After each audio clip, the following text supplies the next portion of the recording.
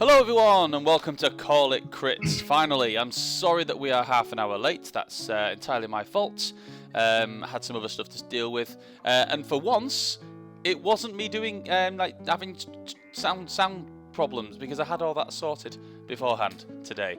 So everyone in the chat, say hello. That's you guys. Discord, say hello. I'm making you now. Anyway, they didn't, so it's fine. I said hello. Oh, right. I Okay. did. Okay, maybe you said hello at the same time and it cancelled each other out. Anyway. What? So, obviously we're a little bit behind on this, so we will crack on. And yeah, so where last we left off on Call It Crits last week, the party had re-arrived back at Ashenoak after saving the Faya de Santra, the sacred tree that stands in the middle of Ashenoak. Yeah, they had a bit of downtime.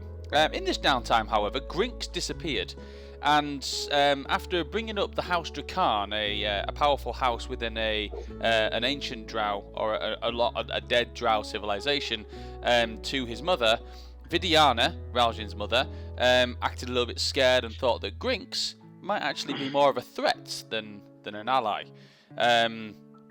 With this, the hunt for Grinks went on, and eventually you managed to, after some of you getting lost in lumber yards and others,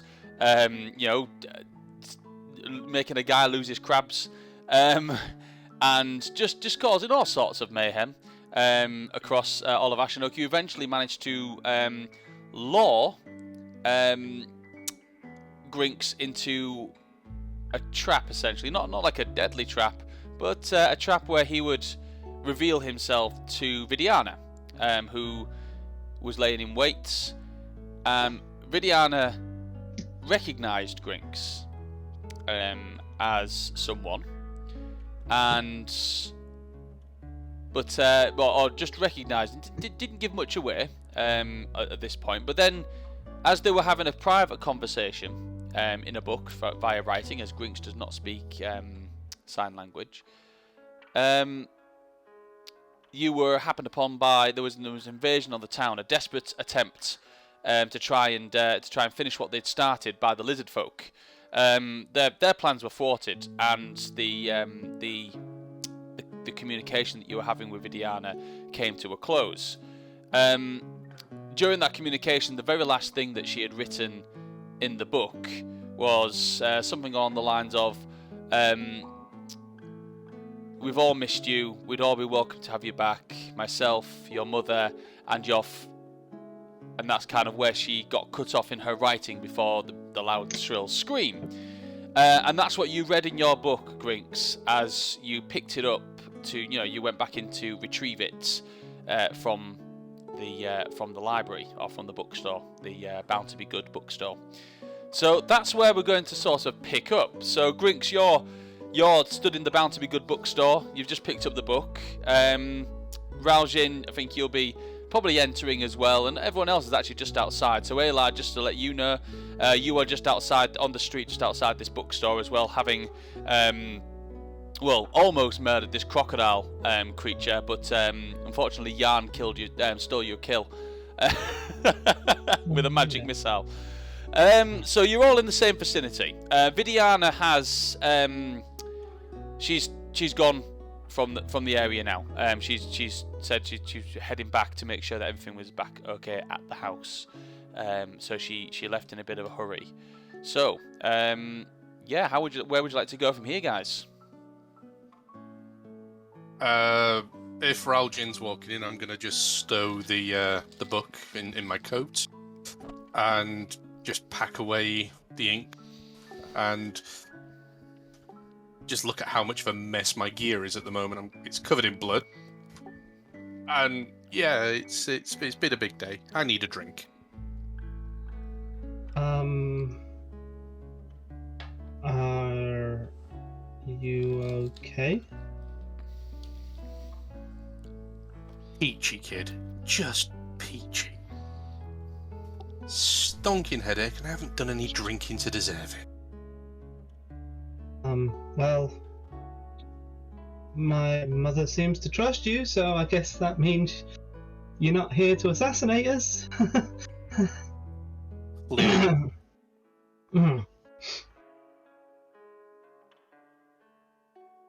I'm just gonna,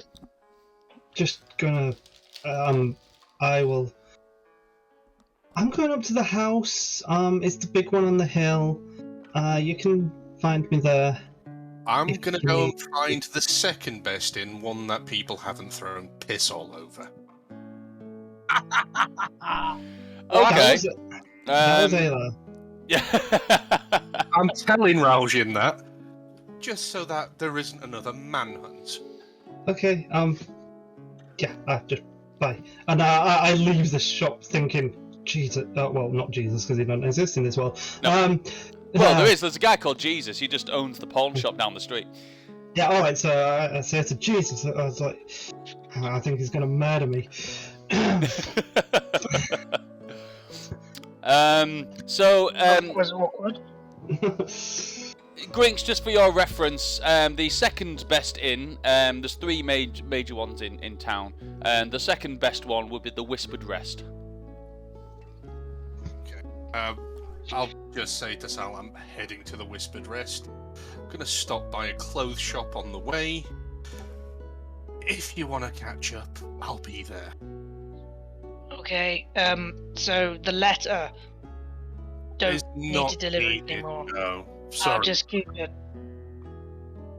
for a rainy day. Yeah. No, it's Sorry fine. about that.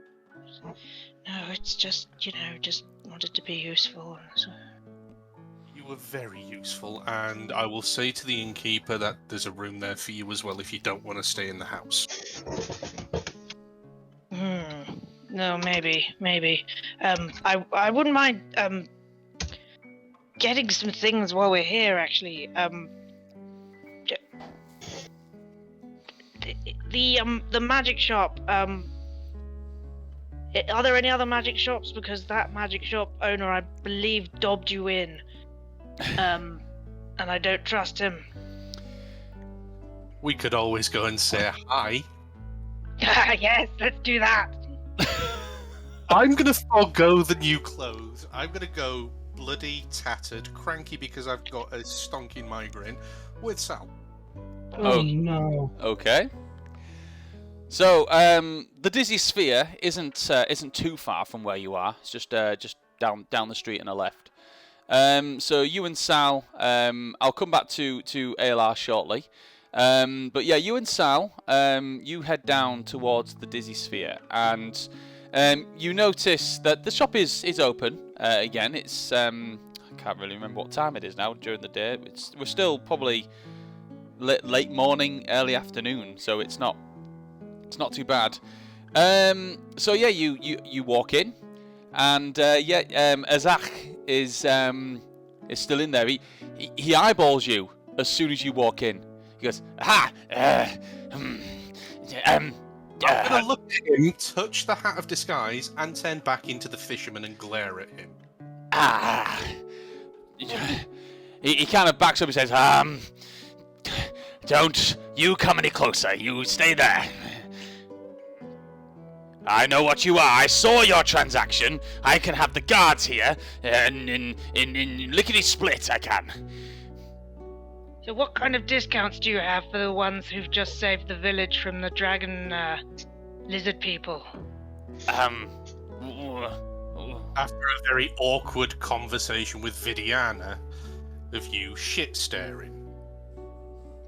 Hang on.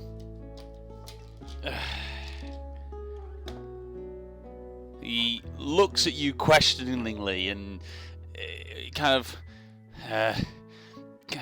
What do you mean? Shit staring? I don't know. I don't know what you mean by that. Clearly gave. Oh, go It on. would be a real shame if in this town that was ruled by Drow, there was a rumor that this shop was discriminating against Drow, wouldn't it? I mean, I wouldn't say it's ruled by Drow. There's one Drow, but I'll touch the hat and turn back into Grinks and say, not anymore.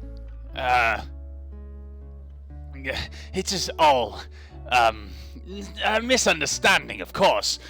You have to look at it from my point of view. You were talking very shiftily within the storefront, and there was an exchange of daggers. I saw it. I saw you. You were passing over. You mean There was. this dagger? Sorry. You mean this dagger? That one. That very dagger. You see, there was an exchange. I wasn't seeing things. My. The service is rendered. Oh, it looks like I haven't actually cleaned the lizard folk blood off of this dagger yet. Tear a strip off my shirt and just hand you the cloth. Oh, thank you. That's very kind of you. I'll just clean the... Oh gosh, there's a lot of it on here. It's a while to clean it. I'll just have to stand in this shop and clean this knife. Look. Do carry on telling us about the discount. I mean, I wasn't talking about a discount, but... You weren't? Alright, if you wish, I give you 10% off anything in store. Oh, 20% off, thank you. No, 10%. What were you robbing me? And 1 free elixir each of your giant strength as way of an apology. Sounds fair. Give me an intimidation check with advantage. Can I give you advantage? Because my charisma is shit. Okay, so that's a 17 and 18 on dice, plus... Second, I don't have intimidation, but I do have a +2 charisma, so that's dirty 20. He kind of winces a bit and goes, look, I'll give you the free, potion of giant strength, but... 1 each as a way of apology. 1 each by way of apology. But you have to admit, you two were looking shifty as fuck in my doorstep. And we've got nothing better to do for the rest of the day than hang out here. And I'm just going to smile at him. He walks on over towards behind his counter, and he takes two the bottles of the potion of hill giant strength, and he wraps them in brown paper, ties them with a black thing at the top, and kind of slides them over to the edge of the desk and says, "What else will you be purchasing? Because oh, actually, I would like a health potion, please. I will give you money for it. Very All joking aside, she's bleeding heavily. 30 gold. I got stabbed. 30? Oh, hang on. Griggs, is that good or bad? That's with the discount. He charged me 50 earlier. It is with the Sweet! discount. Oh, yeah, sure, I'll have one of those. I'll have 2. Sorry, what was that? 2. 2? Health potions. Fair enough, Yeah. 60 gold. And he Brilliant. puts 2 over. I do hope that we can put the ugliness aside, but just I want to give you a piece of advice. Don't go and standing in people's doorways, handing over questionable-looking daggers and talking about assassinations of prominent figures within the towns in which they are prominent. It will drag attention towards you, especially when you've got nosy people such as myself. Do you understand? Yes, but in context, we were talking about how we weren't going to do that. So I can see how the misunderstanding happened, but we very clearly said that someone thought that we were going to assassinate Vidiana, and we aren't actually going. Anyway, yes, thank you for the potions. I'll make sure Sal's got theirs. I'm going to take mine and stick that in the bag. And you're in your drow visage at the moment. Oh, yeah. Yeah. Looking really fucking rough. yeah, we both look like we've been beaten up. Yeah. Basically. So tell me, are you related to Vidiana? Oh. I wasn't talking to you. I was talking to our blue-skinned friend here. With the red hair? I don't think so. And walk out. I am not getting drawn into that conversation. Yeah, I just And you walk out and follow, and he just kind of waves as you go. Okay. That was satisfying. And Good just roast. like that, the family reputation is ruined. Oh yeah. Let's go and muck some more things up. I love this. Right, so after you guys leave there, simultaneously, I'll say that Yarn's doing something. But Aelar, what would you like to be doing at this point? So you've just had this fight. You've just killed all these lizard folk. There is an increase in guard in the city, specifically at the moment, because there was quite a few pockets of lizard folk that had come in from various different angles. Some of the fence walls around the place have been destroyed as they battering rammed themselves through. So there's a big clean-up at the moment. Things are not going well for the people of Ashenok in terms of having to clean up recently. But yeah, you're sort of fresh from this battle. You've pretty much killed this croc thing, even though Yarn made the final blow. Is there anything you would like to do? I'm going to stock up on arrows. That's something I need to do. Okie dokie. Sorry. Go no. I didn't get a chance to go shopping before, so I need to stock up on arrows. I've got 1,200 gold. Okay. But I need to go shopping just quickly and see what I can get with that.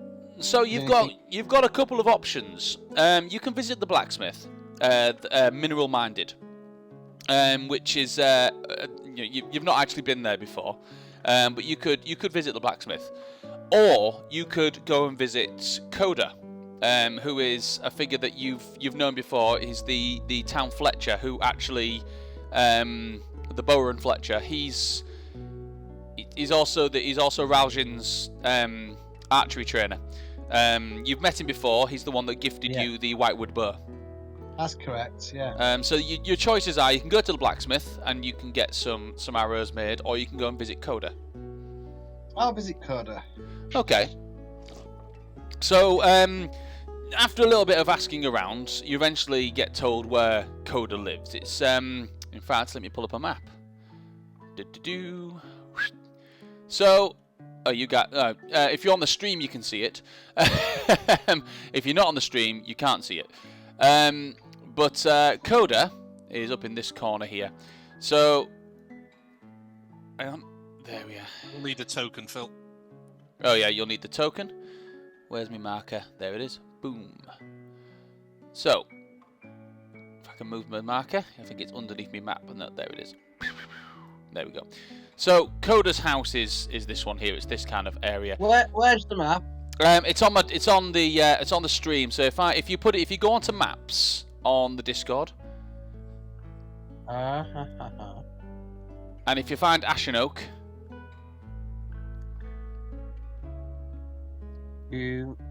Yep, and if you look just where the house is on the hill, to the left-hand side of the hill, you'll see what's like an archery range and a small hexagonal building just below it. That's Coda's house. I'm looking for action. Oh, right, you've not got that far yet. Screen grab. I've stuck a screen grab if you just go to map. Okay. Yeah, go to maps and you can see it. Yeah, there you go. It's Yeah. So if you head to that place, so you head on there, and it's a small sort of like hexagonal building. It's nicely decorated. It's a nice looking home amongst the trees and things. And you sort of have to go down by one of the woodworkers and past actually the blacksmith to get there. And it's a home, so it's not like a store that you would just walk into. This is someone's house. So, I mean, your choices are just to walk in, or you can knock. I'm going to knock politely. It's rude to walk into somebody's home. Okay, so you knock on the door, and after a short while of waiting, the door eventually opens up.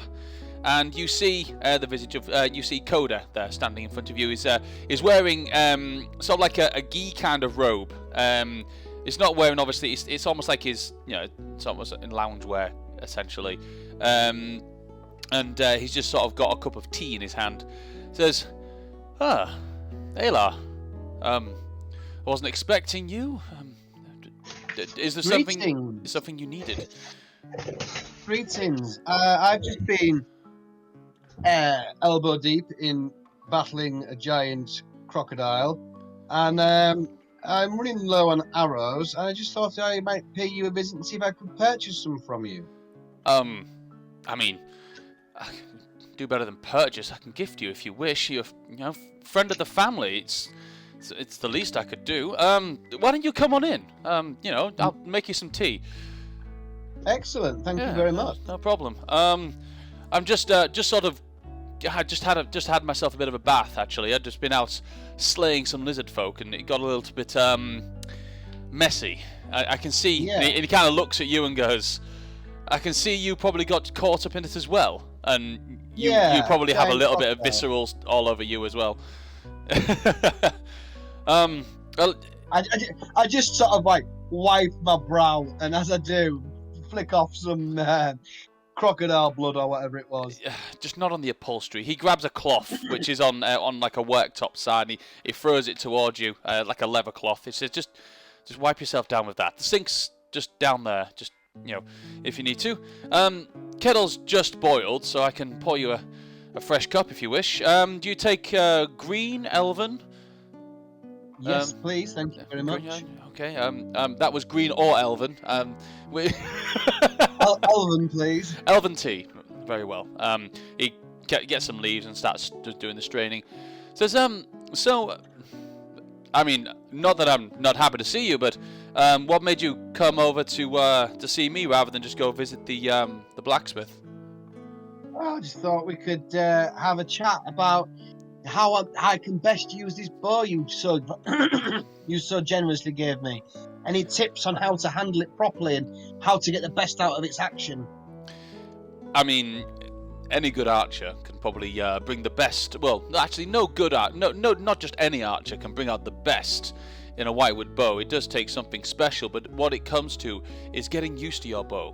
Becoming one with it, I guess, is probably the most corny way that I can put it.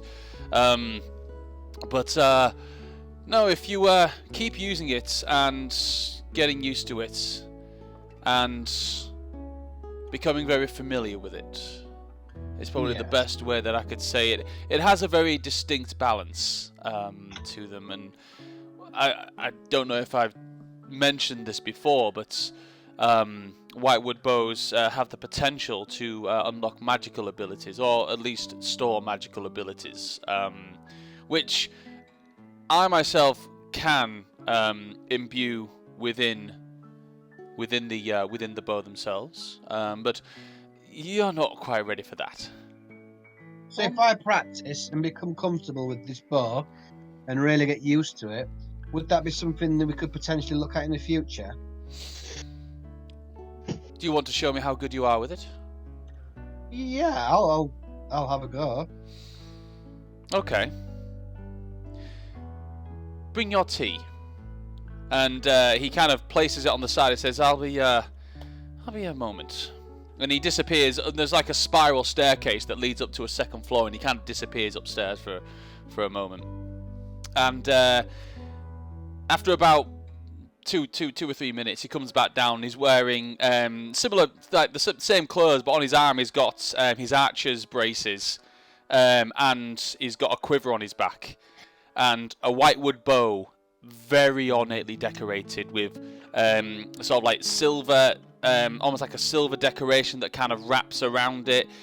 Beautiful elven writing that kind of goes just on the inside of the bow, and it almost has a shimmer as he carries it. It's almost like the light reflects off it in lots of different directions. It almost makes it look as if you can't quite see it, like it's a bit of a blur as he carries it. And he says, you fancy firing a few out on the range? Yeah, let's do it. Show me what you've got, and I don't know. I'll make a judgment. See if you are worthy of one of the incantations that I can place on your bow. And yeah, he takes you out towards the back door and leads you out, and you sort of go through a few trees down past his sort of like his long garden towards an archery range. As you get to the archery range, he sort of like, you know, he shows you sort of like the targets. There's like standard circular targets with sort of like a blue circle, a white circle, and a red circle in the centre. And then there's also some sort of humanoid targets as well. Usually, mostly for sparring practice, so like using a baton or a sword. But you can also see that like a couple of them have arrows sticking through the head and things. And he just goes, "Oh, just let me get those." And he goes over and starts picking arrows out. You might want these, and he hands over the arrows to you. They're made from. They have a white wood shaft with like a silver tip.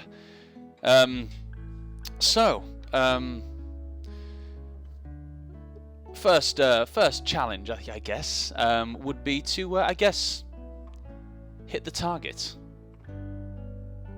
Would you like me to demonstrate? Yes, go ahead. Let's see how you do. Okay, so as he's looking at you, he takes out the bow, kind of faces it towards the target, glances slightly, turns back to look at you, and lets go of the bow. That is 26. It flies and hits dead center in the middle of the target. One of these This circular guy. targets. Oh. It says, I mean, of course, I've had over 200 years of practice. Your turn? He kind of gestures to you. Would you like to roll for attack, please? Yeah. But Phil, Yes. what I want to do is, I want to use precision attack, Okay.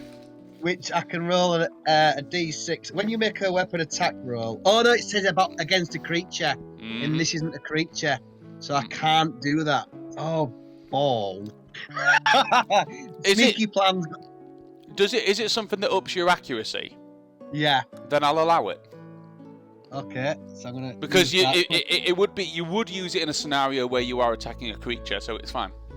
Yeah. Okay. So I'm gonna use that, and it's a d20, yeah, plus my. Dexterity plus your proficiency. Yeah. So I get. Longbow now. I'm now plus 10. Okay.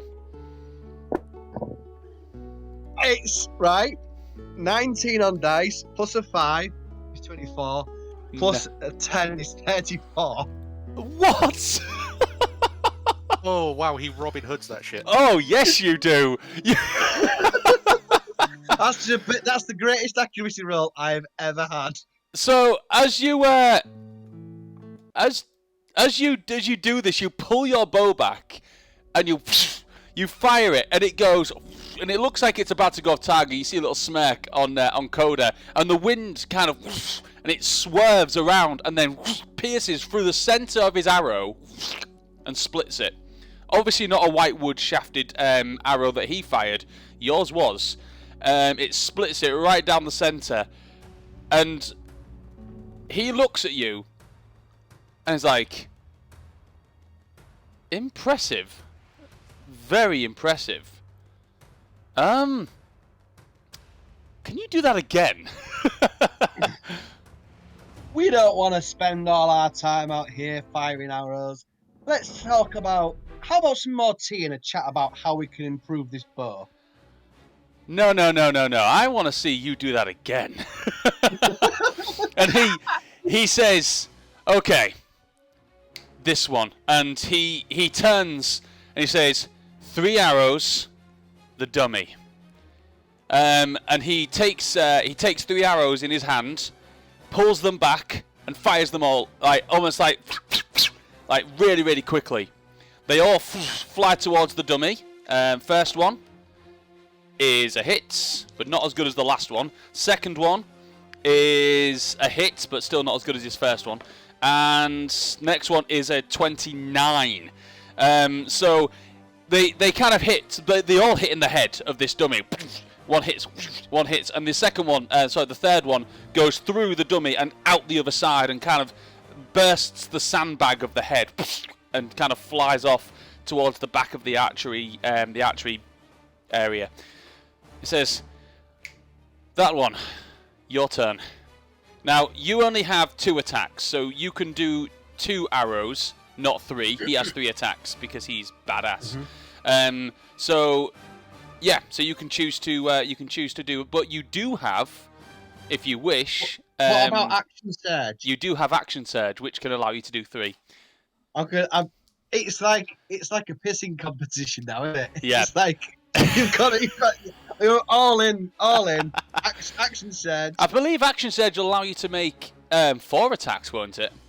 Yeah. Yeah, so do it. See if you can do it. So, 4 attacks, all on one dummy. I've got 4 d20s, so I'll just roll 4. Mm-hmm. And right, so before I roll, I've got. Can I precision attack again? I don't see why not. Is it one of your Superiority dice. superiorities? Yeah. How many superiority dice can you use? You get 5. Okay. I've used 1. You did I use. don't know how it. You did use 2 during the battle. All right. So you've I've got used 3 in total. So yeah. Right. Yeah. Okay. So how many have I got left then? If I use 2 in battle, I've used 1 now. I've used 3. I've got 2 left. You've Yeah. got 2 left. Yes. Okay. Right. I'll add them on as well because this is getting crazy. I'm currently about to roll 4 d20s and 2 d6. Alright, I've got. Right, okay, this isn't as good. I've got. But I had all my doodads on. Yeah. So I've got a 6, add 6. That's a d26. So that's 12. And then I've got a 13, add 4 is 17. Add 10 Okay. And then I've got a 15 just adding 10 is 25, and a 13 just adding 10. So hang on, just because you kind of faded away as you said all of your totals. So just tell me all of your totals. Yeah, so I'll start from the start. 6 add 6, because that's my worst one. Yeah. 6 add 10. Sorry, you keep suddenly cutting out. 6 add 10. Yeah, so 22. 13 add 10, 23. Oh, bollocks. What's the other ones? I've just read them out and I've knocked my dice tray. I But think they were all of them were above 20, weren't they? yes, they were. Yeah. So, yeah, I mean, they all definitely hit. And they all hit better than his. Well, apart from the last one, his last one was much better than all of yours. But you fire 4 arrows. He fired 3. I believe that consistency is key with Archer. It's all about the grouping. So you take out and consistently, and they've all fired towards the other dummy. All of them hit the head of this dummy. And you can just see the head just kind of deflate as the sand falls out and the arrows just kind of sag down. Coda just goes, huh. He turns to you and just says, "You're good." I mean, Thank you. You know, you're not Coda you? good, but I mean, you're good. I think I'd be happy giving your bow an incantation. Something to up the damage and the accuracy. Yes. I Now, would be most grateful. just remind me, Simon. The whitewood bow that you've got, it's just a standard bow, isn't it? Yeah, because you said it starts off as a standard until you Yes. get used to it. Yeah. Says, give me your bow. I will take it. I'll do some work on it, and I can make this much finer than it is now. In game speak, he's going to take it for 12 hours. He's going to do some work on it, and it will become a +1 whitewood bow. Excellent. So you'll get +1 to attack and damage when that using. makes it better. That Yeah. makes it better than the other bow. Yeah. You've definitely earned it.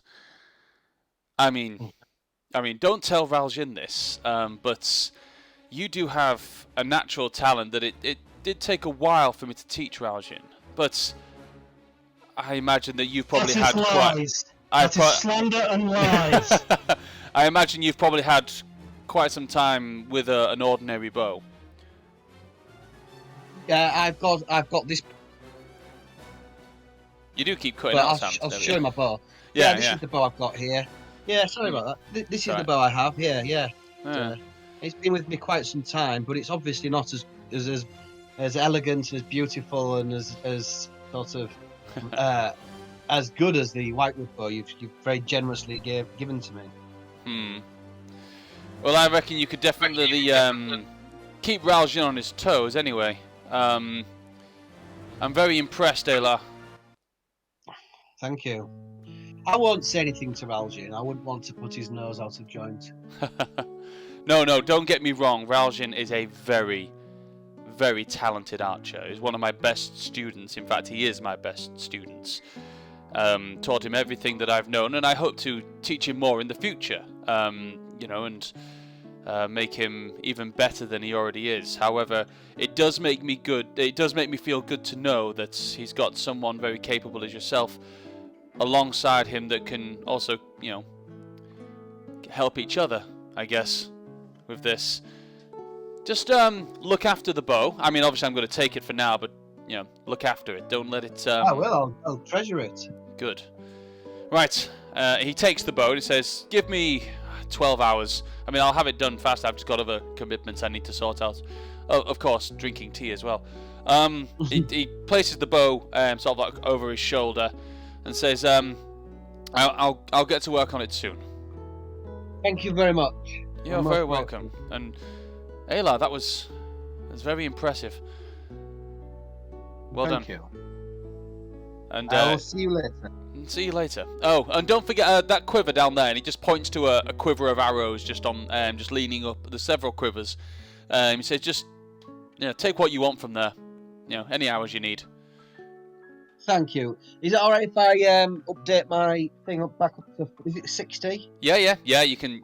Yeah, plenty. Yeah, you can take 60 arrows. That's great. Or up to 60. Well, yeah. Yeah. I Absolutely. don't think I've got much things left. Thank you. No problem. Right. We will cut across to. We'll go to Raljin, and then I've just realised that Jan has joined us. Hello, Jan. Hello. When did you sneak in? About 5 minutes ago. Ah, okay. Phil, just Yes. quickly, is it okay if Aelar goes for a rest? Yeah, absolutely. Yeah, no He's going to problem. want to replenish those dice. Yeah, yeah, that's not a problem. Yeah. Okay. So, I mean, it is sort of like early afternoon, late morning, early afternoon. So, a nap, is but I can't imagine you going anywhere or doing any fighting before your next long rest. In all honesty, but we'll see what happens. Excellent. Right. Okay. So, we'll cut across to Raljin. So, where were you heading, Raljin? I was heading home because I believe my mother went off to check on my father, make sure he was okay. Yes. So I want to check in and make sure the family's okay. And I've still got a couple of questions I want answered. Okay. So you were heading up to the house, and as you get there, you're not that far behind your mother. She doesn't walk at a very brisk pace. So you managed to catch up with your mum, with Vidiana, as she's just walking up the steps towards the manor. Yeah. So you just managed to sort of catch your mother up just as she's walking up the steps. Mother? She turns, gives you a little wave, and smile. Are you all right? That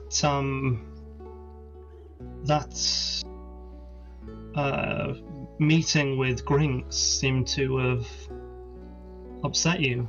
What did you two talk about? She says back in obviously sign language, He's an old friend I've not seen for quite some time. I thought he was dead. Turns out he's not. He's not a threat. From the pilgrimage, from the movement from down south to up here. He's someone that I knew back in Arangoth. Someone I believe to have perished during the drowning.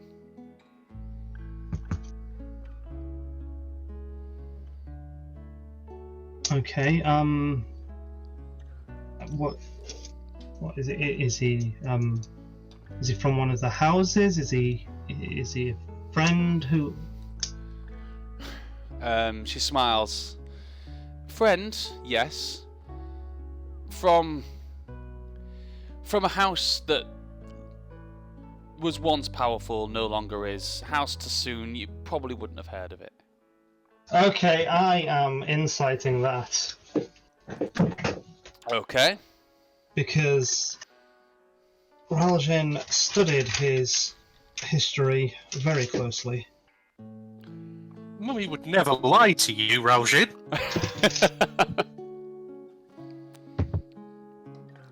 Okay, it's not the best. It's going up against her deception. Insight, where is insight? Insight is wisdom. Mm-hmm. It's not so bad.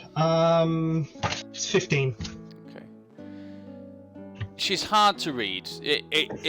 She rolled a 16, so she is hard to read. You can tell that she appears. It looks like she's not being truthful, but like there's something different about the way she's talking, and you know, it's almost like you can kind of put that down to her maybe being shaken by the reunion. But you know, you find it hard to you find yourself finding it difficult to believe that your mother would lie to you, if you know what I mean. Okay. Sorry, what was that house? Tsune. Tsune. T''Sune.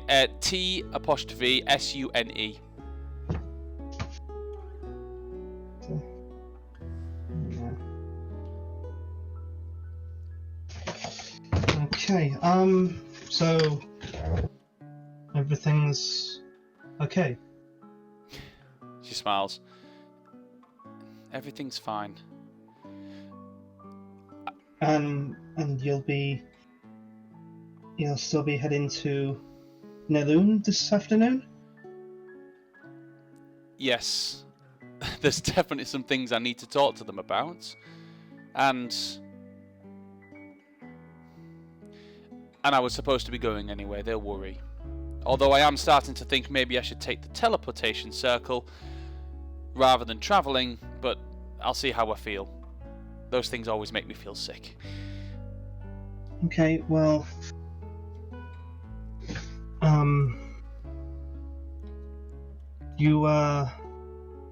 You say hi to the family for me and tell them I'll visit as soon as I can. I always do, and you should. It's been too long since you've come to Neloon. Your cousins miss you. Yeah, I know. Okay. Right, well, I think I need to go apologise to Grinks and Sal and Aelar. Don't apologise too hard. He knows why things happened the way they did. And part of it was my fault, sending you on this strange manhunt. I'm sorry. I got scared when I heard House Drakan.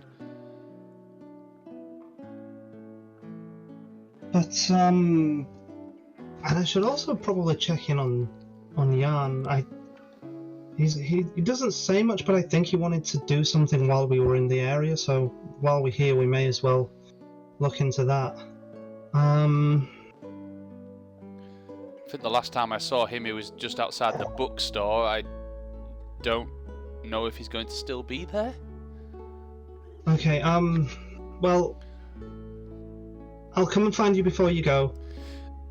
Do. I'm not going to leave without saying goodbye. And your father is going to be... Well, your father's going somewhere today too. We probably both need to speak to you about this, so give us an hour or two and come back. Okay? Okay. Okay. I'm gonna go see him. He's, I don't know where he is or if he's here. I'm gonna go check the house. I think he said he was heading to the lumberyard, but I don't know if he's still there. I imagine probably with the lizard folk attacks, he may have come out to help. I hope he did. She kind of smiles. Okay. I give her a hug and then I head back to town to see if I can find the others. Okay. Right. Yarn, we'll come to you. So, you've just in a similar timeline fashion thingy that's sort of been going on. You've just sort of finished this fight with the lizard folk after popping the croc, and everything sort of stops, and the town's guard sort of come in, and they start to sort of take over the situation, and things are starting to calm down and everything. Everyone's kind of gone off in the different directions. Aelar disappeared off to find a Fletcher. To get himself some new arrows. Sal and Grinks disappeared to go and bother the owner of the potion store, and Raljin ran off to catch up with his mother. Is there anything you'd like to do?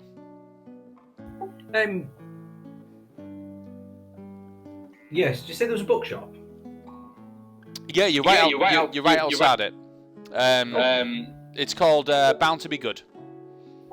Excellent. I like that. Is it just a bookshop, or does it sell scrolls and stuff as well? It's pretty much a bookstore. It's more like you can get your works of fiction and your works of non-fiction there. They don't specifically sell magical scrolls. That's if you wanted to head to the Dizzy Sphere. That's more the magical items kind of place. Okay, while I'm here, can I just want to go in and see if I can find anything that jumps out about the tenders of the garden? Okay. So you walk in, and let me just get my NPC. Where's my bookstore? There it is. Oh yeah, it's Hildegund. So you walk in, and there is a small halfling, sort of she's looking, she's sort of like just putting some books back on the shelves. She just looks. Oh, hello. You looking to buy any books? I was going to close up early today. The lizard folk attacks have kind of shaken me a little bit. But is there something you wanted? Good day. I'm looking for.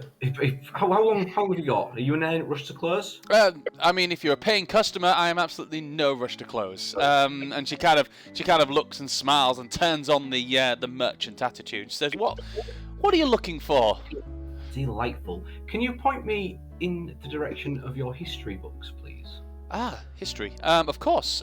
She kind of jumps down off the step that she was on after putting a book on the shelf, and she leads you round a corner to a shelving unit just near the wall, the far wall, and there's like a label on it that just says history. And it says, any particular period that you're looking for? We're looking for maybe some point during the emergence, prehistory, tribal history, Aelar history.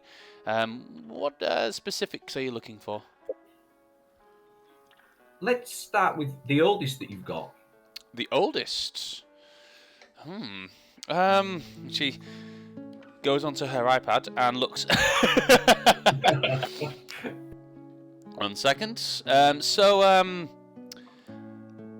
I mean, there's we've got the oldest book that I have is a text that's just entitled "The Birth of Lycos," which gives lots of interesting details regarding the what some believe to be, myself being one of them, forever the skeptical, but believe what you want, the the birth of the world itself. It's full of conflict, primordials, and gods, and betrayal gods, and it's a thrilling read. That'll do. How much? For you, and such a big tome, I can let it go for 1.5 gold. Can I try and use persuade to get that down to? You can if you like, yeah. Let's go. Can you describe the book to me? Is it in good conditions? I'm looking for things that I can barter it down on. Okay, it looks like it's a used tome. So it's obviously it's not brand new. It does have some sort of like fraying on the edges. The pages look a little ruffled. Nothing's dog-eared. It's been looked after. The ribbon that's used to save the pages has been ripped out. So it's not in the best condition. Okay, so I want to point out that I need to replace the ribbon, which is an arduous job, and then I want to use a persuasion set to try and get it down as low as possible. I'm going to aim for half a gold piece. Okay. Give me a persuasion check. That's 22 unnatural, of course. Okay. She says, you do drive a hard bargain. Okay, half a gold, 5 silver. I can let it go for that. Yeah, it's quite a common text. And she hands it over, and as she does that, I send you a PDF on Discord, which you should have received. It's a decent read. It's an incomplete because I'm still working on it, but there are some if you need to know more, but there's quite a bit there that you can have a read through. So it mentions a lot about the birth of Lycos and and how things became. Talking about some of the old gods, the sky beasts, and the Hymela and Jordan, the birth of different continents. There's quite a lot of a little bit to go through, which you can read at your leisure, Andy, as well, if you want to. I'm conscious of everyone else's time, but if I'd like to pop to the other magic shop. I sent you that list of spells I'm specifically looking for. You did. We can always retroactively do this for later when it's not. Okay. Well, if you like, you can certainly go there. So you head across to what do we call it? The Dizzy Sphere. You head across to the Dizzy Sphere, and you notice in the Dizzy Sphere it's been manned by a Dragonborn, a red scaled Dragonborn, who's just he's in there. He's just stood behind his behind his counter.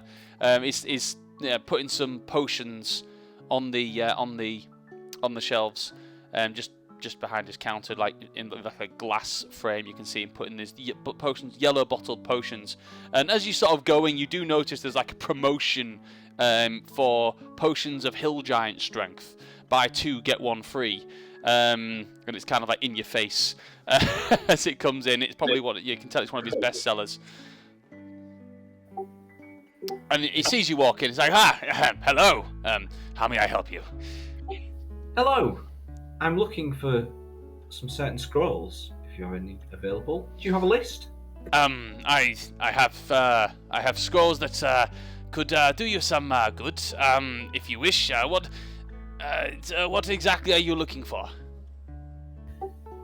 So I'll recite that list to you. Okay. I'm looking for Mirror Image, Tasha's Mind Whip, Haste, Feign Death, Greater Invisibility, and Evard's Black Tensils. Don't buy haste. Now, most of the spells that we have here in my store, they are ones to benefit the people here in Ashenok. So they are ones that give us great strength or help us to work faster. I do have a scroll of haste if you wish to purchase this. I'm looking at your list that you give me, and none of the others are on here. I do have invisibility, but it's one that I reserve really for special, special customers. Are you one of these special customers? Well, right, so I want to roll another persuasion check.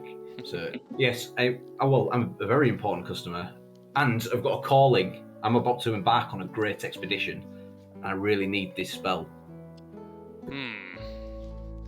Give me a persuasion check. Yay! 12. 12! Hang on. Okay. He looks at you and is like, For you, special customer. I'm just looking at the level. What level is greater invisibility for me, Andy? Just so you know. What level is it? 1 sec. It'll help me with the pricing. I think it's level 4. Is it level 4 or level 3? Level 4 or level 3? Let's have a look. I always do this. Whenever you ask me this, I always panic and then close the PDF.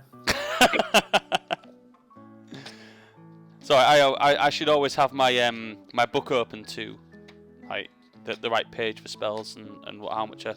There we are. So level. Oh, hang on.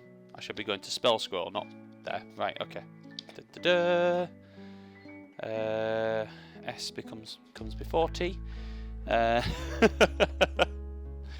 Spell scroll. So it's a. Hang on. If it's 4th level, it's more. If it's 3rd level, hang on. So, hang on. What level is it? Have you found it? I'm just checking. I've just had a bit of an Adobe crisis. Just give me 1 second. Don't worry. Oh, it's a 4th level. So, yeah, I don't normally sell this one, but for you, I will be willing to let go of it for. And he just rubs his chin for a moment while he thinks. And while I check how much it's going to cost. For 2,500 gold. So, I want to try and persuade him now that just giving a couple of little details about the mission that I'm about to embark on. I want to try and get him, so I'll bite at 1,000 for that. Can I try and? Okay. Try and barter him down. So, what would you like to say to try and persuade him that to lower the price? Actually, in this instance, there's something that I want more, so I'm going to put a hold on this. I'll say thank you very much for your time. I'll bear this in mind. We may cross paths again, and I may purchase it at that point. Or is it that you do not have enough gold for this? Well, no. It's just I'm not sure I want it at this moment in time. Very well. I shall maybe sell it to another lucky patron.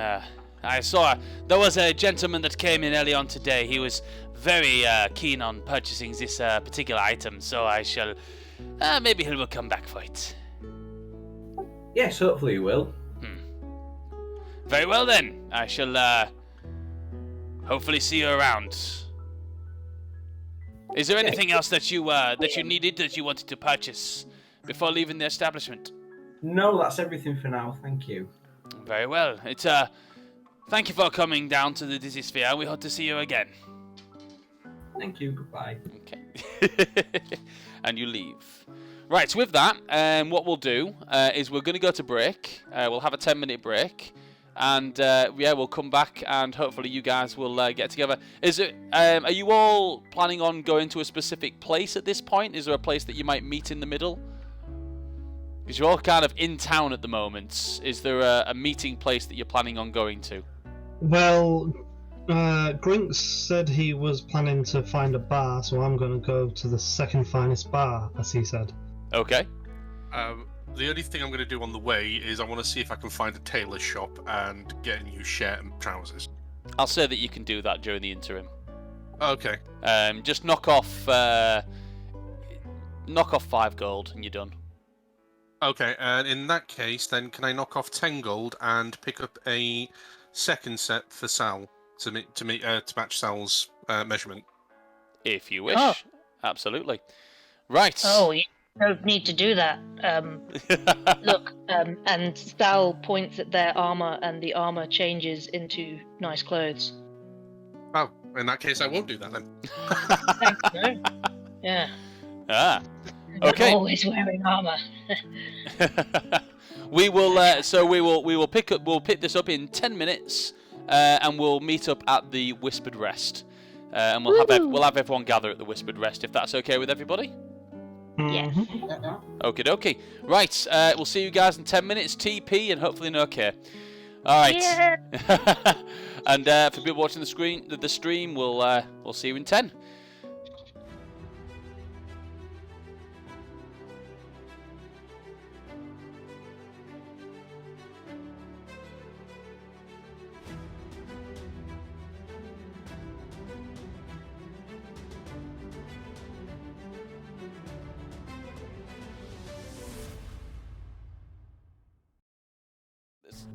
Hello everyone and welcome back to Call It Crits, where we've all had T, we've all had P, but there has been no K. And that is definitely the new catchphrase. I love it. Anyway,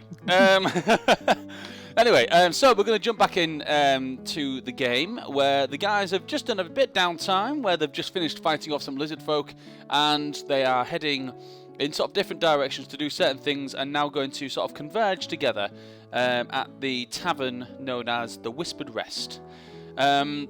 So, yeah, you all sort of like, I think Grinks and Sal, you two were the first ones there. So, as you arrive at the Whispered Rest, what would you like to do? Find a quiet table in the corner and order a pitcher of ale. Yes. Okay, so you walk on in. You notice the bartender, a halfling. There's quite a few halflings actually in Ashenok. It's one of those places where it's kind of like lots of different races, but halflings and humans and are kind of the main ones, and then elves as well. Yeah, so there's a halfling. You say, it's hello. How may I help you? Pitcher of ale, a quiet table, and a room for the night. That order. He says, I mean, okay, I'm a little bit swamped today, but... And he gestures his arm around, and there's like two guys sat in the bar. He's like, I was earlier. Just take the table in the corner.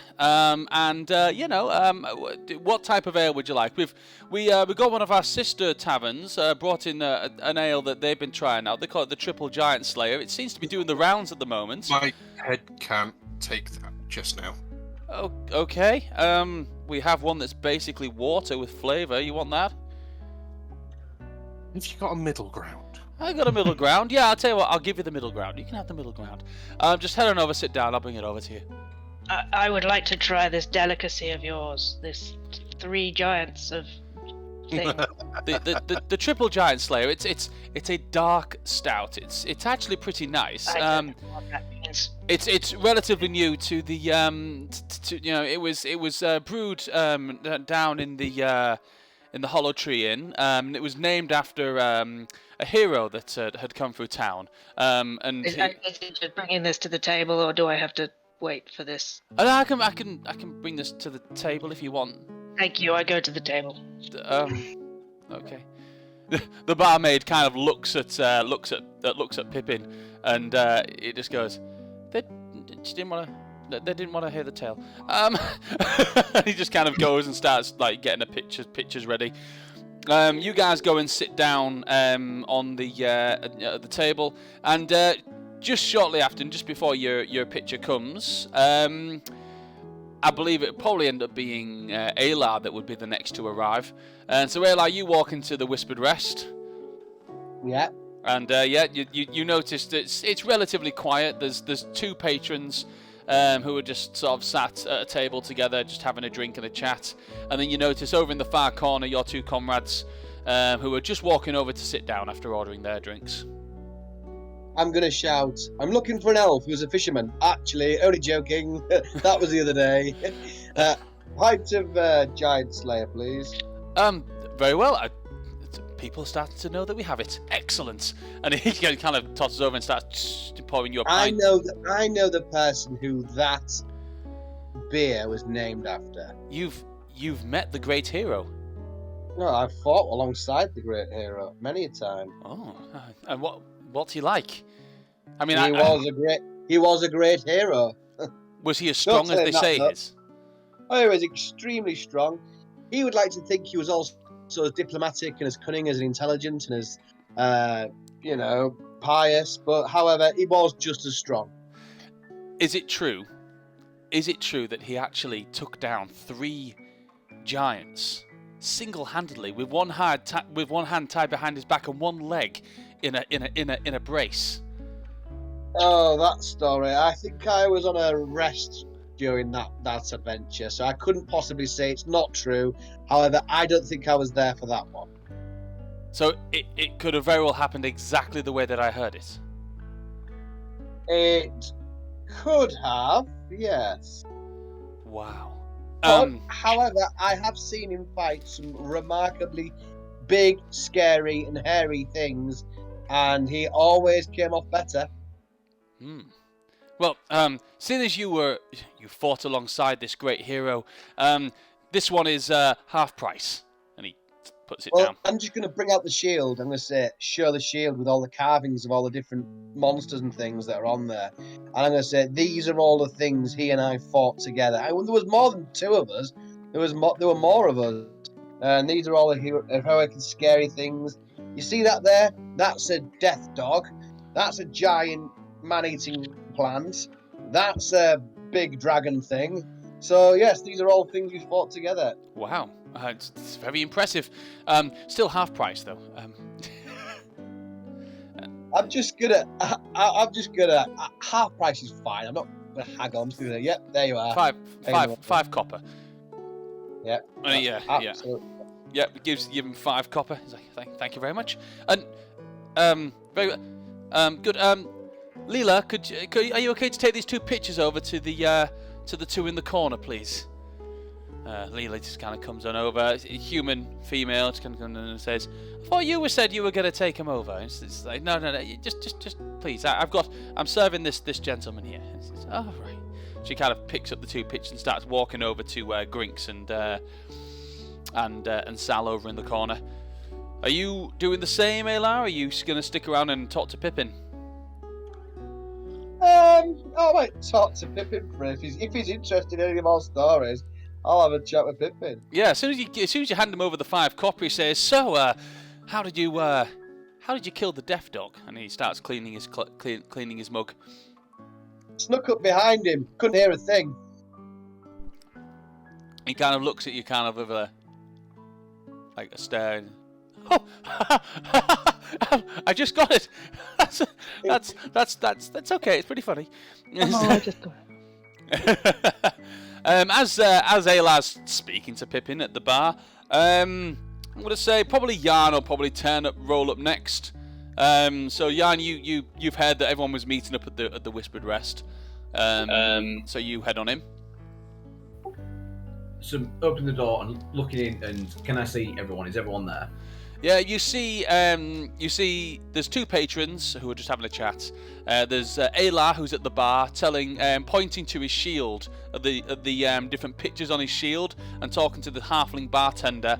And you notice that there's a barmaid just heading on over with 2 big pictures and 2 mugs over to Sal and Grinks in the corner.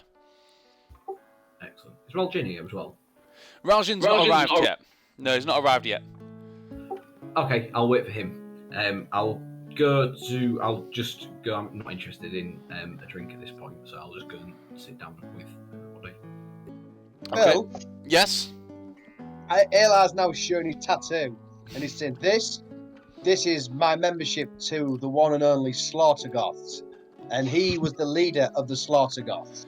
I see now. This part I heard. So the Slaughtergoths, you're kind of like a dangerous band of outlaw thugs that also have kind hearts and save towns and villages from dangerous fates. We have saved many a town and village from a poisonous plague. We've destroyed many a villain. Yeah, I'd say so. Wow, this is amazing. I can't believe I'm actually meeting these heroes. Is it true? Now, most of us find this hard to believe, and we've had this conversation, but is it true that the young Master Raljin is actually part of this band of Slaughtergoths? I never agreed to that name. I couldn't possibly confirm whether that be true or not. You see, we have a code of secrecy within the Slaughtergoths, and I couldn't possibly confirm nor deny whether said person is part of said party. As you say this, Raljin, you walk in through the door. Ah, Raljin, how are you doing? Want a drink? Hi? Young Master Raljin, we were actually speak of the devil. So it was. We were just talking about you. Oh? Just about your adventures with the rough, tough Slaughtergoths. I'm just gonna look at Raljin, wink, and say I neither confirm nor deny any participation on your behalf in such a party. Yes, but you didn't deny. I neither confirm nor deny. The Slaughtergoths was the name of the tribe of one of our former members. He tried to sell it as... Well, he tried to initiate us into the tribe. Most of them accepted, but you know, this is my tribe, this is my home. So, yeah, I travelled with them, but I don't think of myself as a Slaughtergoth. I'm an... Well, you know me. Yes, of course. Water? Have you got any tea? I mean, I can put the kettle on, if you wish. Please. And I go, can you... hear him asking for a tea? We know Raljin doesn't drink. Grinks doesn't know Raljin doesn't drink. Yeah, good point. And before anyone can say anything else, I say, and can we get some breads and meats for my friends as well? I'll pay for it. You've beat the lunchtime. Well, you know, we just finished with the lunchtime rush. He kind of looks around, and all the tables are just empty. It's just like, you know, there's not even a dirty plate. He goes, "We have plenty left in back. I'll get a good selection for you." Thank you. Good. I go walk over to the table, Okay. and first thing I do is say, I'm sorry for ambushing you, Grinks. I'm gonna slide my mug of ale over to him and top it up. Well, I push it back. No, thank you.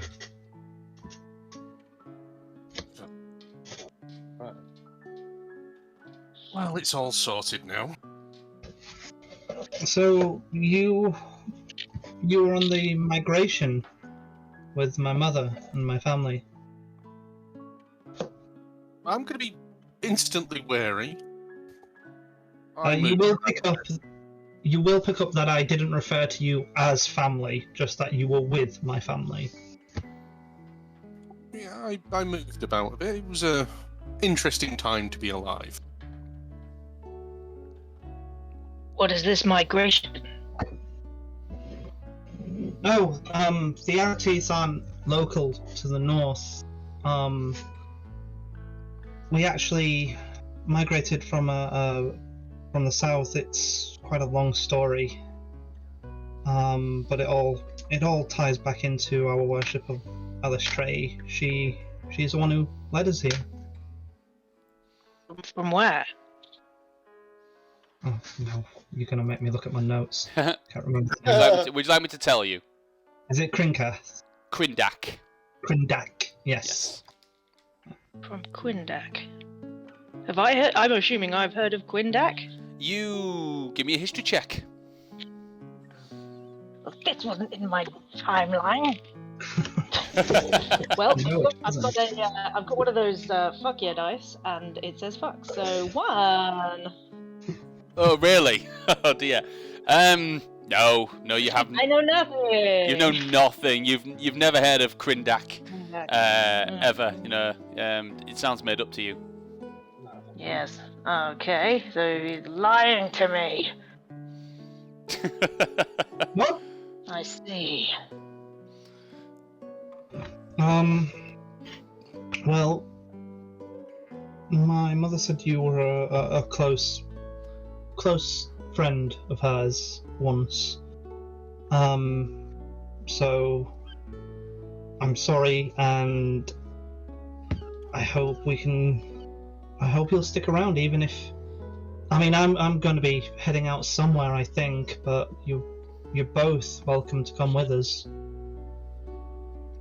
It was a long time ago, and Sal, are you looking visibly confused at the mention of Krindak?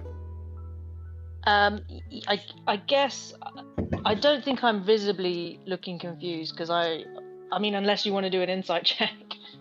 You can do if you want. It's up to you. But Do. 15.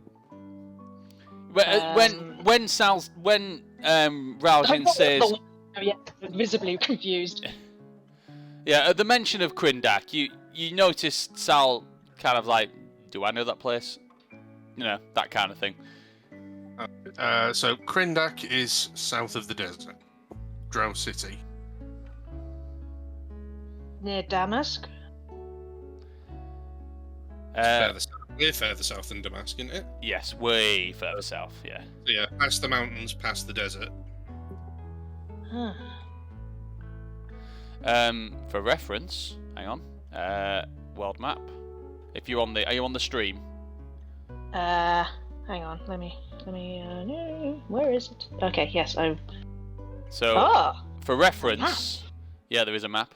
Krindak is there. Okay. And the desert obviously is here. The Ouroboros Desert. And you guys are here. Hang on, where Ashenok is, you can see it there. And Damask, you will know, is. Let me get my marker. Just to move this. Still not on the map. I've still not got it on the map. No, mainly because it doesn't exist anymore. But I should have the ruins of Damask on there. Damask is around about. Hang on. Let me just get my thingy right. About here-ish, I believe. Is that right? I think it's right. Yeah, that looks about right. Yeah, so Damask was once about here. Ah. Oh, so you're originally from south of the desert. Yeah. Well, my family are. I was born and raised here in Ashenok. Oh, and Niloon. I grew up in the two, travelling between them. Ah.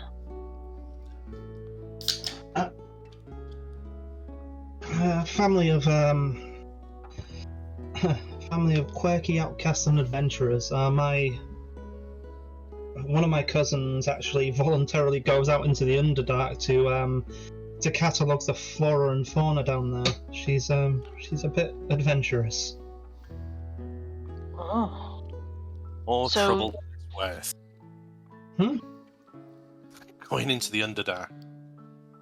Oh yeah, doesn't stop her. Yes, I'm sorry to you both, but it's all sorted now, I guess. Well, I was going to ask. It seems that your this place is. It's strange. Everyone seems to be so friendly with each other, and your matriarch and your royal family are so Well, forgiving, and it just I don't really well, understand it. Well, my mother's not really the matriarch of Ashenok. I mean, don't get me wrong, my family do have standing, but it was founded by my father's family, and my mother married into Ashenok, and my father married into Niloon, which my mother helped found. So she's the High Lady of. Matriarch of two towns. she's the High Lady of Neloon, and my father is a prominent figure here on the surface in Ashenoak. So I guess you could say my friend Korvac used to tease me about it, call me the prince. But it's not a term I really like. Well, I think this is a good place to be, and you're very lucky, I suppose. But Yes. this is it's strange. Like I thought that we would be in danger when we saw that your mother seemed concerned about us. But Why? then I saw Grinks fighting by your side, and just doesn't. I'm not used to it. Well, I mean, you're friends of the family now, so you'll be welcome here. Olist would love it here. I'm sorry, who? Just a friend of mine. She'd love it here. Well, maybe you could bring her sometime. Hmm.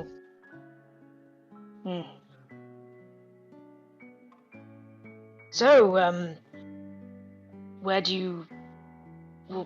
you plan to do now? I'm not really sure. You see, when we were heading this way, it was to make sure that my friend Korvac, his father, had died, and we wanted a safe place to bury him where he could be honoured in the presence of his favoured god. And then we were going to head to look into something for Mulrin, you know, the deep gnome fella. But yeah, he the old seems Masada man. he seems to have taken that upon himself. So, Jan, didn't you want to be in this area? Yes. I didn't want to interrupt. It seemed like you were very engaged in your conversation there. But is everybody there? I didn't mean to hold the limelight. Please talk. Is everybody all with us now? I think so. I think Aelar's still at the bar.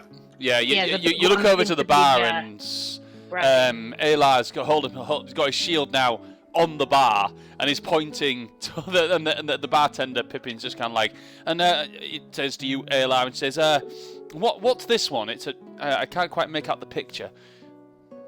You see, Pippin, not all dragons are bad. Sometimes dragons can be very friendly. We were friends with a dragon once. Oh, really? Please tell. What type of dragon was it? I can't go into all the details. So, He was a very, very talented dragon, and he served us well. And in fact, he's the reason we all met. Oh, really? I mean, I'd love to hear more. while that's going on, looking at the table, whose glass is the least full? Probably Griggs's. Right, so I just want to reach over and grab his glass and pick it up, and then just start tapping on it and like beckoning everybody. Aelar, you hear Jan tapping on his glass as if to kind of beckon you over. Pippin, be a good sport and send over some pig fat. I think we're about to have a bit of a knees up. Okay. Pig fat. Yes, I always like to eat pig fat when I'm having a beer. Oh, fair enough. We call them. Get this, scratchings. Huh? Oh God. Do you think it will catch on? No. No, not pork scratch. No, I will send over some hog scratchings right away. And did you want anything else to drink? No? Yes? Well, I'm gonna- Sal is having alcohol for the first time in a while on an empty stomach, so I don't know whether I need to roll a constitution or anything, but Oh, yeah, I did ask for some breads and meats to be sent over. Yeah, they've arrived Yeah. already. You're What all about having that. And some of So- these hog scratchings have arrived as well, as well as another load of beer. We can, yeah. So, Yep. Jan, over Excellent. to you. So while everyone's gathering round, we'll do it. Just sort of give everyone a couple of seconds to just sort of get round, and then we'll sort of say, so my friends, we've travelled far and wide with each other over the past 3 months, or did it end up being a matter of hours, or however long it was. Now, in that time, I've asked you very little, but I've stumbled across something that, harking back to my days in academia, where I was researching an artifact, and I've stumbled across quite a curious tale, and I want to, at this point, get all my maps out and show them where I've been. So, to explain that, there's the maps that show where the mountains were and where they've moved to. We'll sort of put them in the middle of the table. So, I stumbled across this phenomenon where these mountains allegedly get up and walk, and they've left footprints where fauna has flourished afterwards. And I'm really keen to investigate this. Does this sound exciting? Yes, I'm going to slam my drink on the table. No. Don't get too excited. There is a catch. Okay. It's out of ashen oak, right? Well, there may be a beholder involved somewhere down the line. I'm going to spit my drink, Oh, choking all over the map. Yes, but what's reward without risk? did you say a beholder? Jan, you did say there was a downside. What is this downside? Well, I admire your optimism. I would see the beholder as a rather larger downside, but but on that note, it's a very small one in the pursuit of knowledge. A small beholder? No, a small downside. I presume it will be a rather large beholder. Oh, Sorry. Small downside would be traversing a mountain range. Sorry, Jan. What is the downside? Oh, God. Now the good news is the beholder is that's way in the future. We don't need to think about that now. It's locked away somewhere. But that you're going. do you remember when we first met and there was that goblin shaman and I took all these little books? Yeah.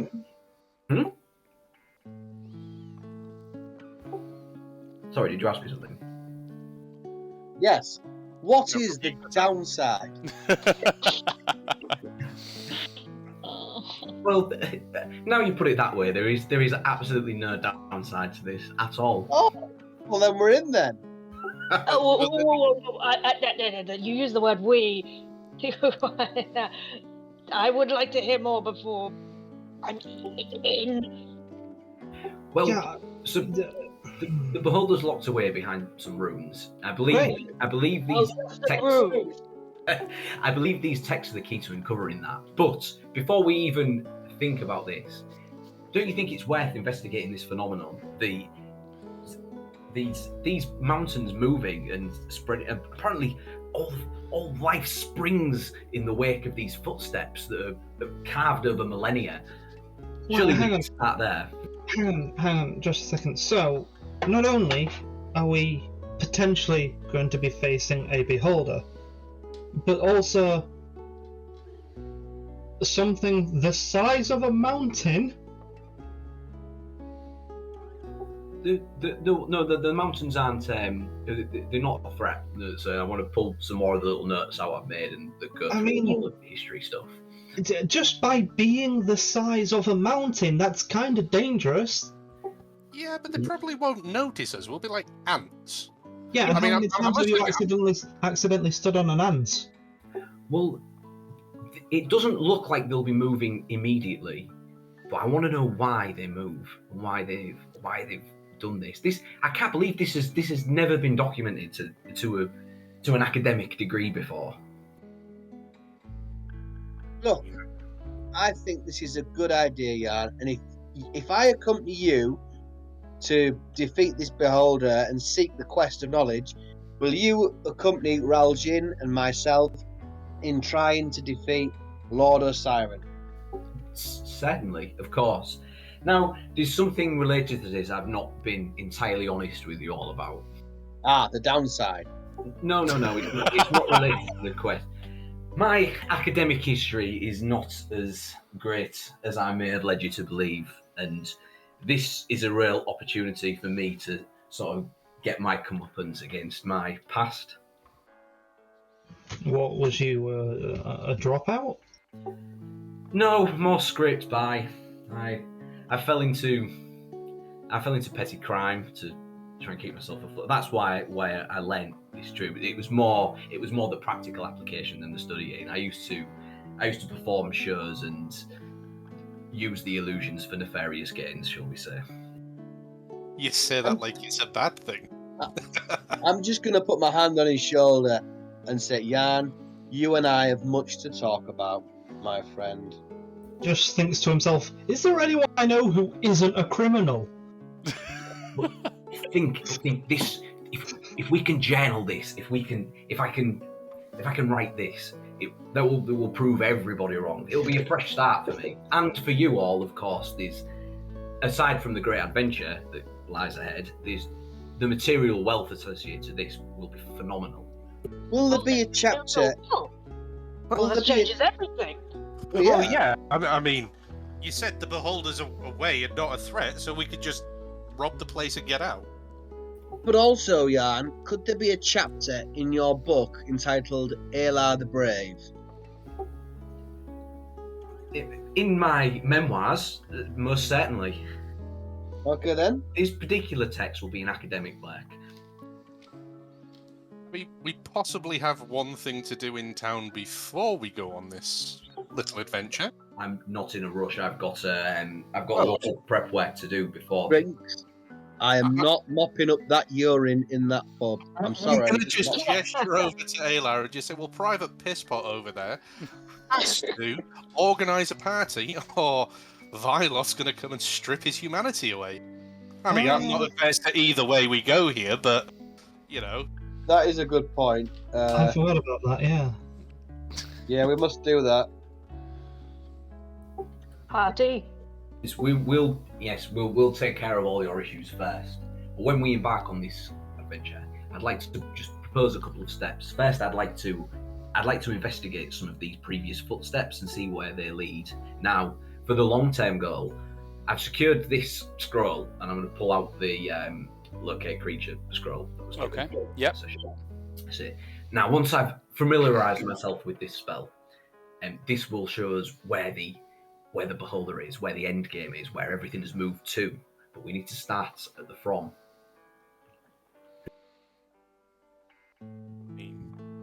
I tell you, Jan, Promising. on our travels, Jan, do you think you could pass on some of your wisdom to me? Because you may have noticed, I don't know, you might not have noticed, that is one area I would like to sort of develop in, is wisdom. I'm not so wise, you see. Not like yourself. So can I roll a bluff and say, I believe that you've got the makings of a great academic. It's just finding the path to it. Yeah, go for it.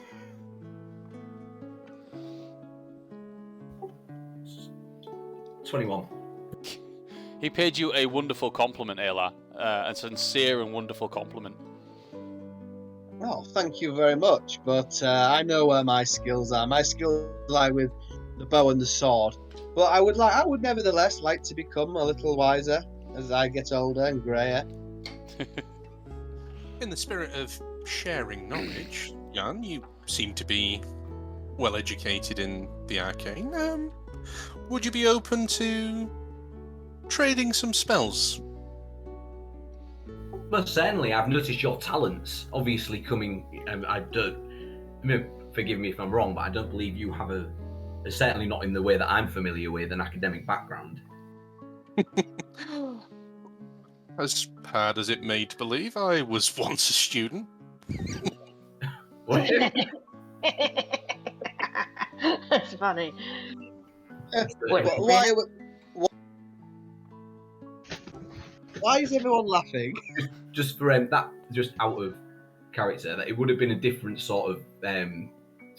Was it the same university system? Well, No.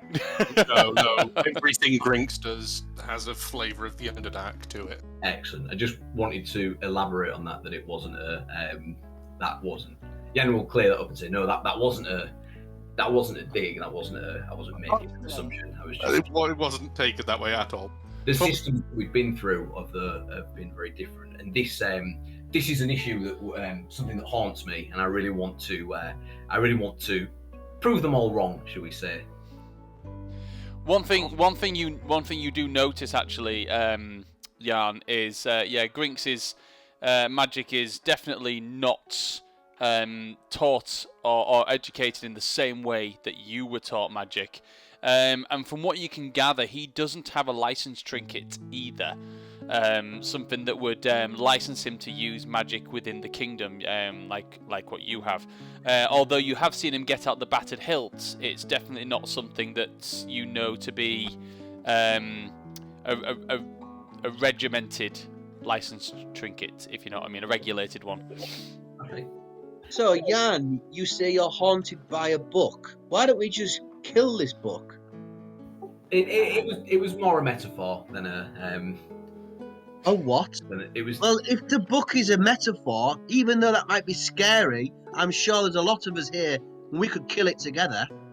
Yeah. But a swordsman as fine as you would be far better suited to a beholder than a book. Is the beholder holding the book? Oh. I can't guarantee there won't be books involved with the beholder specifically. However, I would make an assumption that it's unlikely the beholder will be holding a book. Okay. I don't know how it sits with me, vanquishing a foe whilst it's reading a book. It just doesn't seem right to me. It's like the perfect time to do it. I don't think that would be a problem. I would prepare for it to be to vanquish a foe while it's trying to vanquish you and the rest of us. That's a more noble a fight. Yes, but it's also harder, so why don't we do it while it's not looking? And also, Or leave it in its trapped place and just pillage everything else? I mean, That's even better. well, from the research that I've done, it's very likely that anything of great material worth is going to be locked away with the beholder. That's where the real riches are going to lie. Now, long term, he will be reading the book. Yes, it could potentially be reading the book. Yes, I think there'll be more in the line of trinkets and gold. But yes, I would think it's safe to say, based on the challenges that we've had in combat and adventure, I think I wouldn't say it was too outlandish to say we could slay a beholder. Mm-hmm. And while we're there, we'll vanquish the book, the metaphor, and then I can have that on my shield. I'm going to test a theory while this is all going on. Mm-hmm. And I'm going to dip my finger in my retrieved mug of ale. Okay. And I'm going to write in Thieves' Cant in front of me. Sounds promising. And I'm just going to see if Sal notices. I do. You do, yeah. And I kind of just move my head slightly. Up and down or side to side? Up and down. But just very, very slightly. I'll wipe it away. Okay, theory confirmed. They're off the guilt. Right. As you're having this conversation and you kind of wipe away the ale off the table, Pippin sort of comes over and says, can I get you anything else? I noticed you empty plates. I'll take some of those away for you. And he kind of takes some of them and pours some of the scratchings onto one plate of meats and stuff, and kind of clears some of the table up and clears some of your empty glasses and puts them on a tray. Says, obviously feel free to stay as long as you want. I can bring some more drinks over if you like. Yes, please, Pippin. Very good. Yes. I have a question for the party. I'll go then. Thank you. So the party, since we have recruited many fine new members, and since we've lost many fine previous members, what are we to be called? Because it would be unfair, maybe, perhaps, to continue with the old name when its illustrious leader's no longer with us and his sidekick, and we have new people on board. Is it? I'm raising the question: is it time to be known under a different name? What's the old name? Well, to be fair, I never really liked the name the Slaughtergoths anyway. Slaughtergoth. I know that, needs Raljin. marketed. I know that, Raljin. That's why I thought that you may want to be the person that suggests a new name, perhaps. Well, I mean, I'll throw it out there again. Maybe it'll go better with this crowd, but I quite like the Silver Wolves. Sounds good to me, Raljin. What's everyone else say?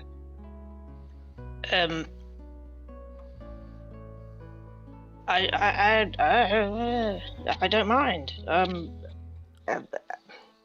Elf gang. I'm not very good with names. I'm sorry. So I don't know very good with names. The elf gang. The the elf gang. suggestions so Well, far elf. are Silver Wolves or Elf Gang.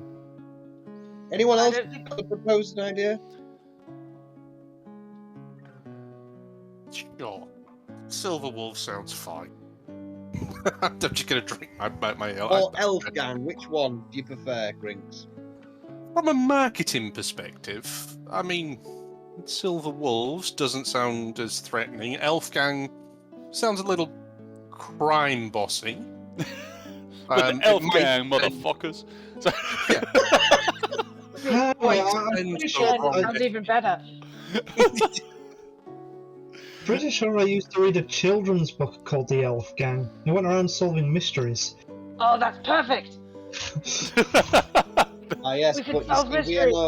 we are no child. We are no gang of children. We are Well, much not all more of them, no. dangerous. I mean, think of it this way: Silver Wolves. I mean, if you stick that on a bill, someone's going to pay that bill. Yes, I quite like it, Raljin. I mean, I suggested the name change because I know my dear friend here, Raljin. He is a little bit uncomfortable with the Slaughtergoths, and maybe it is time for a change since we have new members. And wolves is subtle because although they are animals that regularly slaughter things, their name isn't slaughter dogs. Yes. So no one will suspect that we're going to slaughter a load of people, right? Yeah. Exactly.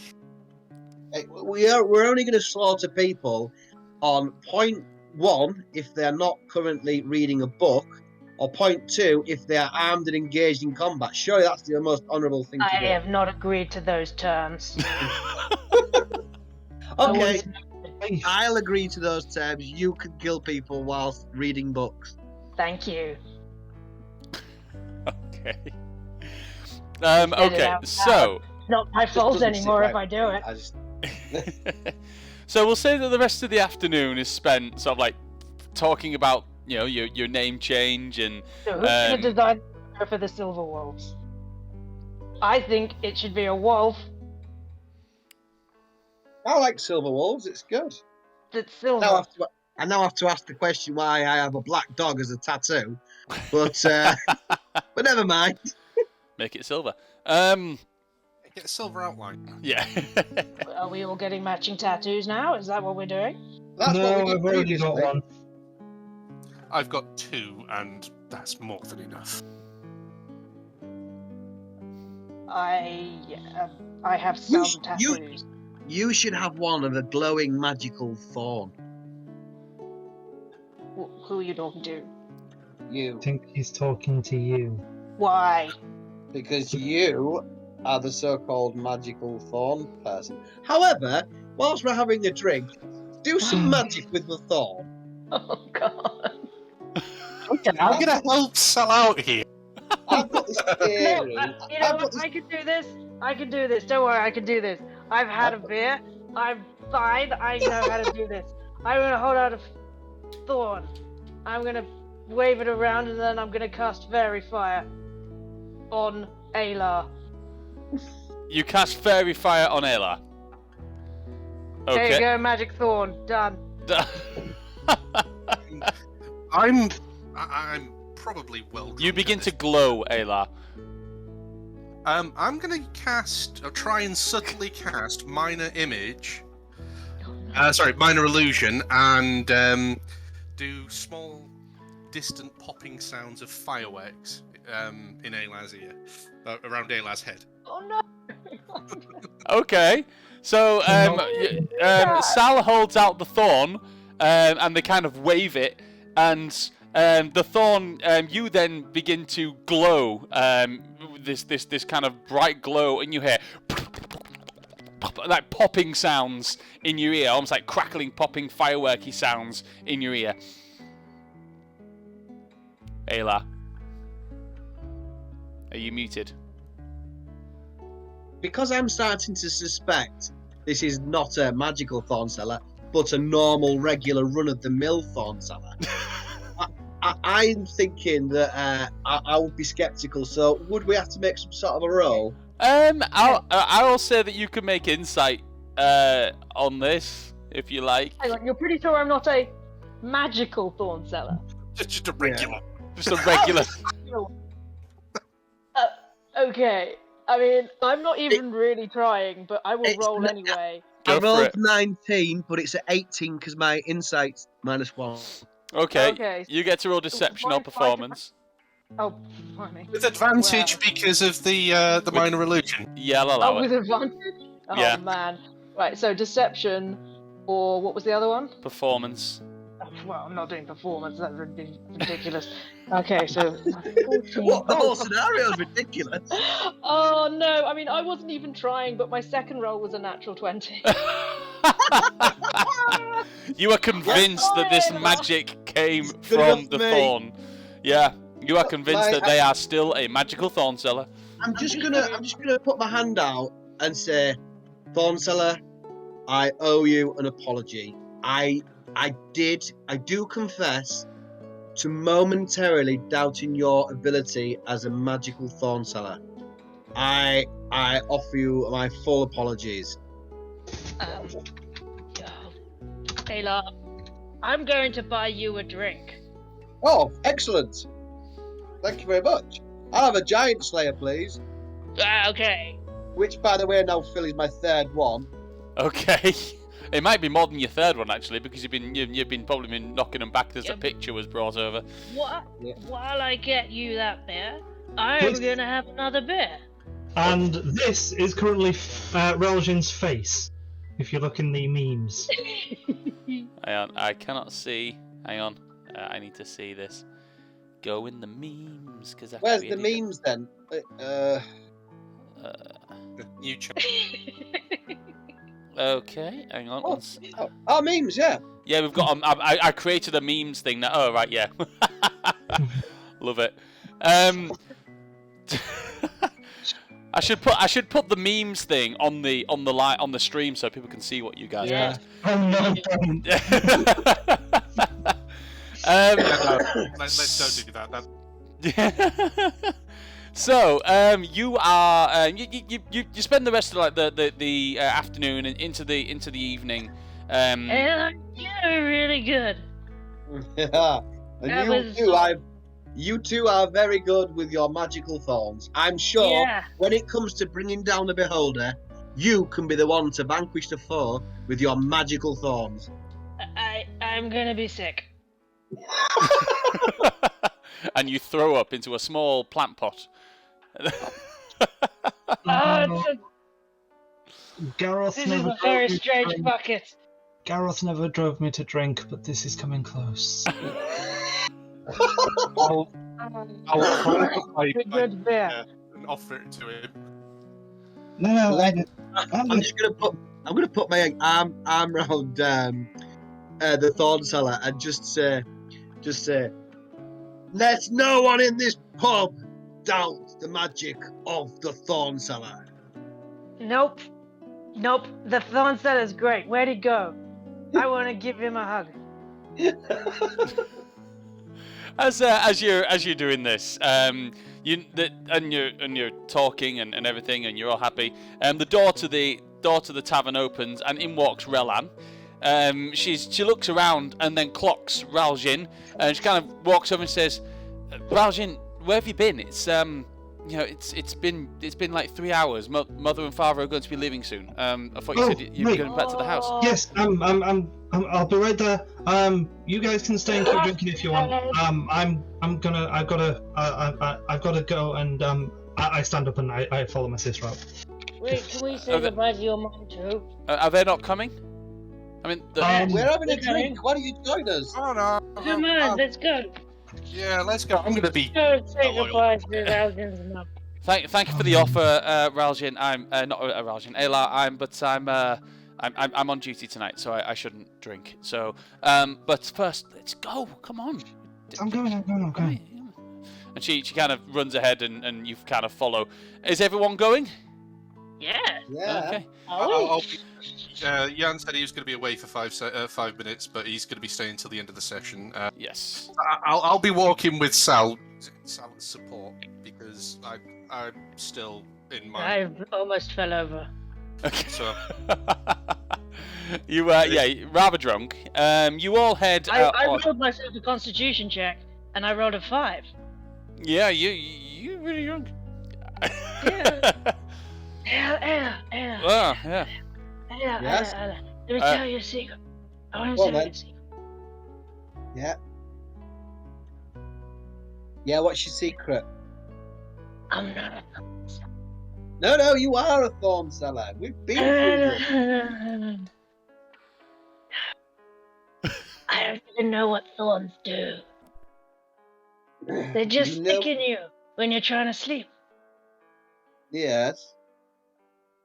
But magic thorns, that's the thing. That's the difference in the market you're capturing. You're so right.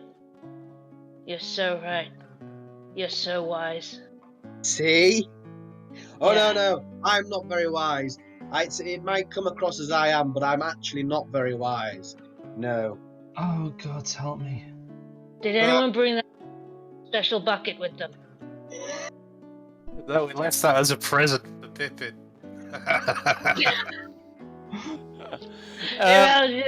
You're Go on. great. Thanks. Oh dear.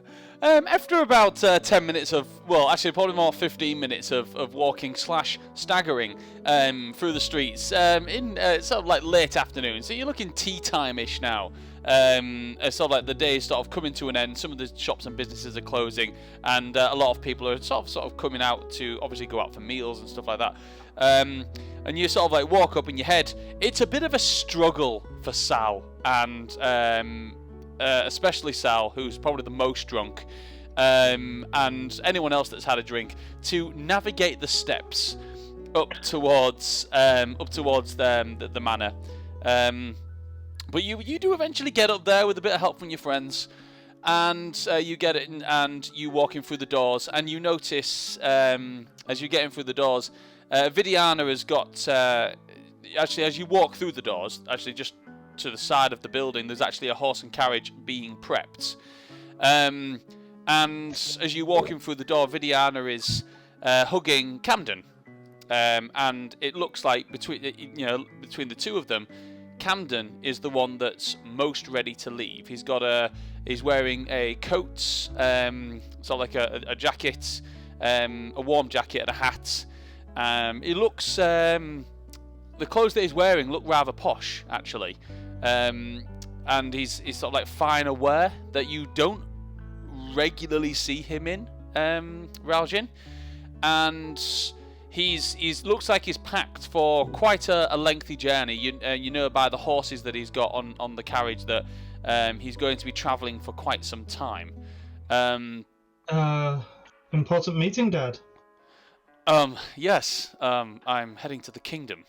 I'm going to see the king. The king? Well, yeah, obviously not the Odessan king, the Aeneran king. I thought it's been too long. Osiren's been been doing this, and this obviously was the straw that broke the camel's back. So I'm heading there. I'm heading there this evening. I'll be gone for quite some time, a number of weeks. But send a message if you need me to come. of course, but you know, you've got things to do. This is the business, and this is something that I'm responsible for. Your grandfather's going to be taking care of things while here, backed up by Coda, because we all know that obviously your grandfather gave up running the things for a reason. But obviously, you know, I'm going to be gone for quite some time. But Okay. But I think if anyone's going to be able to help in this situation, King Caspian is the highest we can go, and he has agreed to an audience with me. So I leave this evening, and I'll be gone for 3 to 4 weeks. Yeah. I'll see you soon. Well, you know, maybe if your travels take you as far as Aelar, and if I'm still there, maybe you can meet up while we're there. But you know, if some buts, I guess. Yeah. He turns to Vidiana and he gives her a kiss and he says, "I'll miss you." And she signs back, "I'll miss you too. Stay safe on the road." This is everyone else can just see Vidiana just doing signs and just like waving her hands. To you, Sal, it looks bizarre because she's just like doing all these hand movements. It looks like she's casting. To you, because you're drunk, it looks like she's preparing and casting spells with her hands. And he's just looking intently at her eyes and at her hands, and then kind of sign something.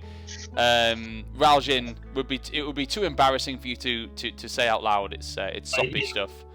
And then they hold in an embrace, and he just walks up to you, Raljin, and Relan places his hand on your shoulders and brings you both in, and gives you both a hug. Hug. Yeah. Says, you know, look after the place, Relan, and just make sure the lizard men stay. And I'm looking forward to coming back and seeing the forest in bloom again. And if anything does happen, you know how to reach me, and your grandfather knows how to reach me. He'll probably be on the sending stone every day, probably. Yeah, I don't know what I'm letting myself in for, to be honest here. But how do I look? Like you're going to meet royalty. Good. I don't know why I put the clothes on now, though. I'm not actually going to be in the audience of the king for at least a couple of weeks, and I'm wearing my best garb. Now, he turns to Vidiana. Should I change? I should change. I should. And Vidiana just kind of, it's fine. And then she signs, "I packed you some better clothing. You'll be fine." It's like, oh, okay. And you can tell your father is visibly nervous at this. He's never been in the audience of the king before, and you can kind of tell that this was a big step for him to actually go to do this. It's almost like going to the higher ups to tell on someone, but needs must at this point, as Osiren is causing havoc. So, I best be going. Yeah. Hang on. You do know it's the king you're going to see. How do you know it's the king and it's not some sort of trap? I mean, it's the king. I've been in correspondence with him and his messengers, and to be honest, I have good authority to trust the king. They have very private messages that come in and out of the kingdom. It's hard to intercept, I guess. Okay, as long as it's not a trap. Well, now you've got me thinking it's a trap. Well, no, it's just the kind of thing Lord Osiren is capable of. That's the only thing that's going through my head. Look, He's powerful, Aelar. He's not powerful enough to usurp royalty. let's hope not. But this is the last option for us, and we can't keep living like this, thinking. I mean, the damage that he's done this time has set us back months in production, and it's going to take some time to recover from this, and the town's going to have to be, you know, careful with its spending and how we do things. So we need to deal with this now. So I'm going to head to the kingdom. I'm going to be traveling all the safe roads, and you know, keeping obviously my my travel plans private from everyone except obviously you. And I'm well guarded, and I've even got the king sending some of his men halfway to meet me. So I'll be fine. I'll be fine. I'll be fine. You can see him almost like he's telling himself that I'll be fine. After weaving doubt into his mind there, Aelar. That's not what I'm trying to do.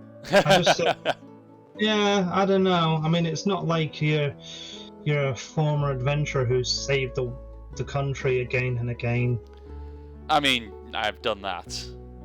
Well, my adventuring days were a long time ago, but I reckon I could still wield a sword. Well, you've already shown us you can still use a bow. Yes, of course.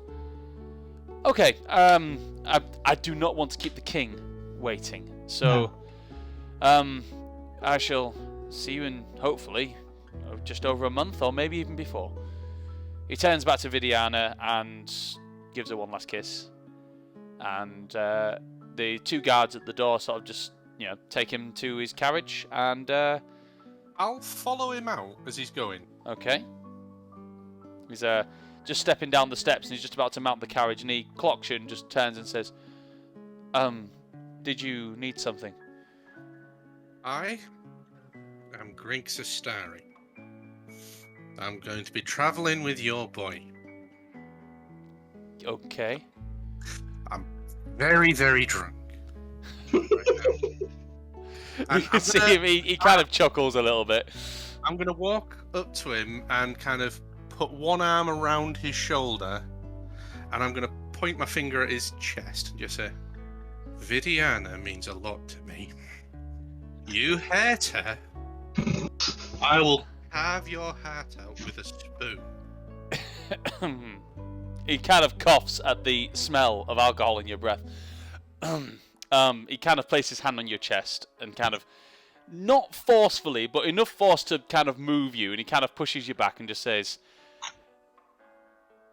Vidiana is everything to me. I would never hurt her. Your words confuse me. I don't know who you are. And I'm assuming maybe, you know, you and Vidiana have some sort of backstory. She's, you know, but, you know, I would never hurt her. Okay? I'm going to insight that at disadvantage. Well, yeah. 3. He is, yeah, he seems truthful. Okay. So, good luck with the king. And I'm going to start tottering back up the stairs. Thanks. Okay. That was He just, I thought Garroth was weird. And he steps off onto the carriage, and at this point, as you kind of walk away from the rest, everyone else has kind of stepped outside just to wave Camden off. And you will have just caught it just in time to see Raljin. You'll have just caught it just in time to see Grinx take his arm off your father, and your father just kind of push him away slightly, and that last bit of transaction about him saying he'd take care of Vidiana, he always has, you know.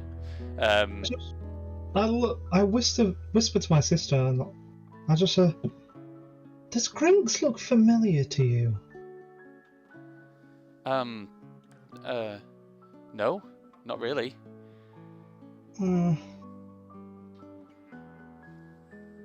Yeah, is he from Neilun? No, apparently not. I don't No. know. I think no, never mind. I think the red hair is a rather bold choice, though. Yeah. Don't worry about that. Don't worry about that. That's fine. That's. I don't know. I think he looks a bit like Uncle Gaijin. a little in the eyes, but I think that's pretty much where the resemblance stops. Maybe. Well, make sure you say hi to Uncle Gaijin while you're there, though. Just tell him that, that I'm, I'm looking forward to seeing him again. Yeah, we'll come visit soon. At this point, I will have fallen down the stairs. Stumbled and fallen down the stairs. I don't think he's going to make it to the tavern. We should yeah. Right. With that, the horse and cart will make its way out of the gates, and Camden has gone. Vidiana will say, "Well, I'm going to be heading off now." Well, she doesn't say that. She says it in sign language to you. Yep. I knew it felt weird talking as Vidiana. She's going to sign language to you, Raljin. Says, "It's time for me to head off as well. I've decided to teleport. I don't like it, but I don't fancy the travel. It's the lesser of two evils in my mind." Okay. Just remember that if you teleport there, you have to teleport back. I know, but I need to get there quick. Lots to discuss, lots of things. I need to check up on everything as well. It's been a while since I've been back. My stay here in Ashinok has been prolonged somewhat. Okay, I'll try to get to Neilun in the near future. Tell everyone I said hi, and yeah. Oh, Will do. yeah. Tell Solu about all the things I've told you about, because she'll want to know. Okay, no problem. I'll let them all know. She then goes into her office room, which has the crystal ball in which she uses to communicate with Neilun. She takes the cloth off it, kind of goes down, places her hands onto it, and does a movement with her fingers around it, almost tapping and movements around. As she does that, to the left of her, in like a big, almost like circular part of the room, runes begin to glow on the floor, and it lights up. She then taps back on the ball in a rhythm. It's almost like, in fact, you'll know this actually because you know what she's doing. It's almost like a Morse code. She's tapping, she's communicating, but via taps. So she's actually asking someone else to create the teleportation circle, and then the final tap is a thank you. And then she walks over, she steps on it, she nods to both you and Relan and to everyone else, and then there's a and she's gone. Oh, they have teleportation here. Mm-hmm. Ah. Yeah, Relan just goes, yeah, but it's not something Mother likes to use. It's, yeah.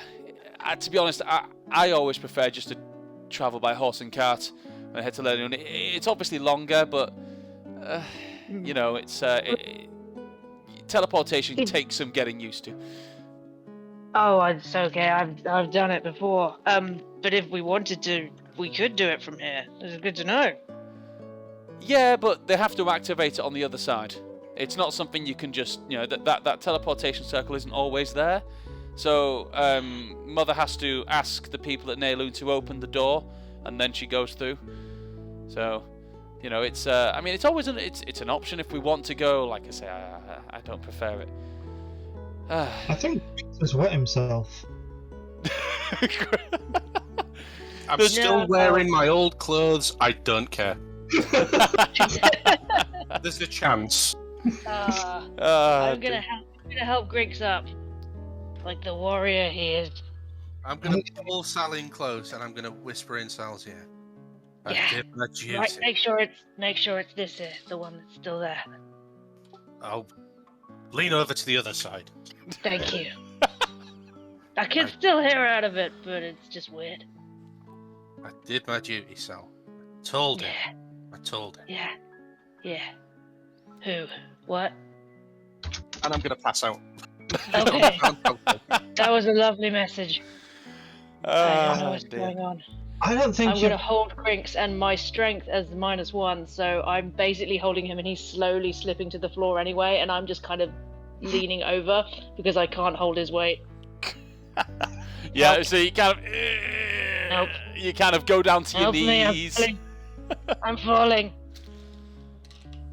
Yeah, and everyone else apparently just lets you go down to your knees. And then I just flop. Hey, I don't think you guys are going to make it back to the tavern. Do you want to sleep here tonight? Maybe. Okay. Yes. Yeah. Yes. I will help. I Someone has was to- banking on sleeping here I- anyway. Yes, I'm going to help Raljin help him up. And as I do it, I would like to steal his book. Oh. Oh, and which book is I've been this? no frame of Grinks' mind to Oh, stop Grinks' that. book. Oh, Grinks' book. Okay. So give me a sleight of hand check. Oh shit. It's really bad. Sleight of hand. Oh. With disadvantage. Oh. Because you're drunk. Oh, God damn it. The other one was a natural 20, but the other one was So 10 total. as you're attempting to pull the book, it kind of gets caught on his belt. So you're kind of pulling at it. And Raljin, you notice that Sal is attempting to damn it. grab the book. Are you doing? I thought that Raljin would see it. Yeah, passive perception of 15. Yeah. Yeah. Sal, what are you doing? I'm helping him up. It seems like you're trying to take his book. Oh, that's his book. Oh, gosh. I thought that was his elbow. I let go of My face slams into the floor. Oops. Oh dear. Shoot. There's an unfortunate side thing of this. Shall we go back to the house? We're already in the house. What? Why are there walls here? I like Drunk Sal. Drunk Sal is funny. Okay. Rel, Jake is on the floor. can someone please help me get them to the guest room? Yeah, I've got this. I'll help, yeah. And yeah, Relan's gonna help Sal. Sal, come on, I'll take you back to your room. You know the one, the nice room with the big spacious under the bed. That one. Yeah. That one. I'm gonna take you to that room. She kind of looks at Raljin and kind of rolls her eyes. I just smile and shrug. Yeah. Hey, Ralan. Yeah. When it's just the two of us, I want to sort of whisper to her, "Hey, listen. Yeah. Listen. You know your special boy. Your special boy. Who are you You look talking? after that special boy. I don't remember his name. The guy that took an arrow for you. That guy. Yeah, you look after him. Make No. sure that doesn't happen. No one's ever Yeah. taken an arrow. From Not yet, but just so you know, in the future, you gotta look out for that guy, because he's a good one. He's a good one. Who are you? Make sure. Who are you talking about? I don't know. I mean, Can I have some water? yeah. There'll be water in a decanter in your room. Good. Okay. And she kind of takes you up the stairs, puts you in your room, and kind of pours you out some water and hands it to you. Thank you. Oh, it's You- good. you're For welcome. no reason whatsoever. Where's Griggs staying? Grinks is we're in the guest rooms area, so he'll probably be one of the two doors down. You know, Aelar and Grinks and Yarnel will be down in one of those rooms. Excellent. Just in case I have a bad dream. Okay, fair enough. And as that Raljin, you're carrying with Aelar carrying Grinks down. Raljin just says, Raljin, which room are you sticking Grinks in? I was thinking the one by the hedge. Oh, so the one at the end. Okay. Yeah. So Grinks will be in the room right down at the end. If you feel like you need Oh, him. good. Okay. Good. We said it out loud. Good. Good night, Sal. Good. And she closes the door. Goodbye. I crawl under the bed. I thought you might. You crawl under the bed and go to sleep. Yeah. Grinks, you're also Grinks, you are also helped to the room down at the end, and placed in the bedroom. So are you guys putting him on the bed? Yeah. Yeah. Just. As they lift me and throw me onto the bed, as I hit the bed, I poop darkness. And I just chuckle to myself. The whole room just goes black. The whole room. No, we can't. Yeah, you go to turn to walk out and you smack your shin on the side table. There is a stream of curse words in Undercommon. Very Dear. Right, so you guys leave. It's only kind of like early evening, so you're talking 6, 7 o'clock-ish. So they're getting a pretty early night. The rest of you, I mean, is there anything anyone else particularly wants to do at this moment? I'm gonna pack some stuff for heading out tomorrow. Clean set of clothes, get my armor all prepped for travel, and do I have, like, real world game time? Do I have time to have a conversation with Relan about the ring I'm currently carrying in my pocket? Yeah, you've got plenty of time to do that if you want to. Okay, because I've kind of been putting this off, but she really deserves to know. Okay. Okay. So, as you're finished putting things together and putting Grinks down, Jan and Aelar, I'll get back to you guys in just a moment. So you guys can probably go and read a book or something. I know that Jan likes to do that. Aelar probably wants to go fire some arrows. I don't know. Yeah. Firing arrows after a few beers, that sounds good. That sounds healthy. You notice, Raljin, that Relan she's gone downstairs. She's starting to don some of her guard's armor. She's on duty tonight. You just sort of see her doing that just in the living room. It's on like a hanger just by the door. She's starting to put it on and strap in the leather. Hey, Annie. Oh, hey. You okay? Yeah.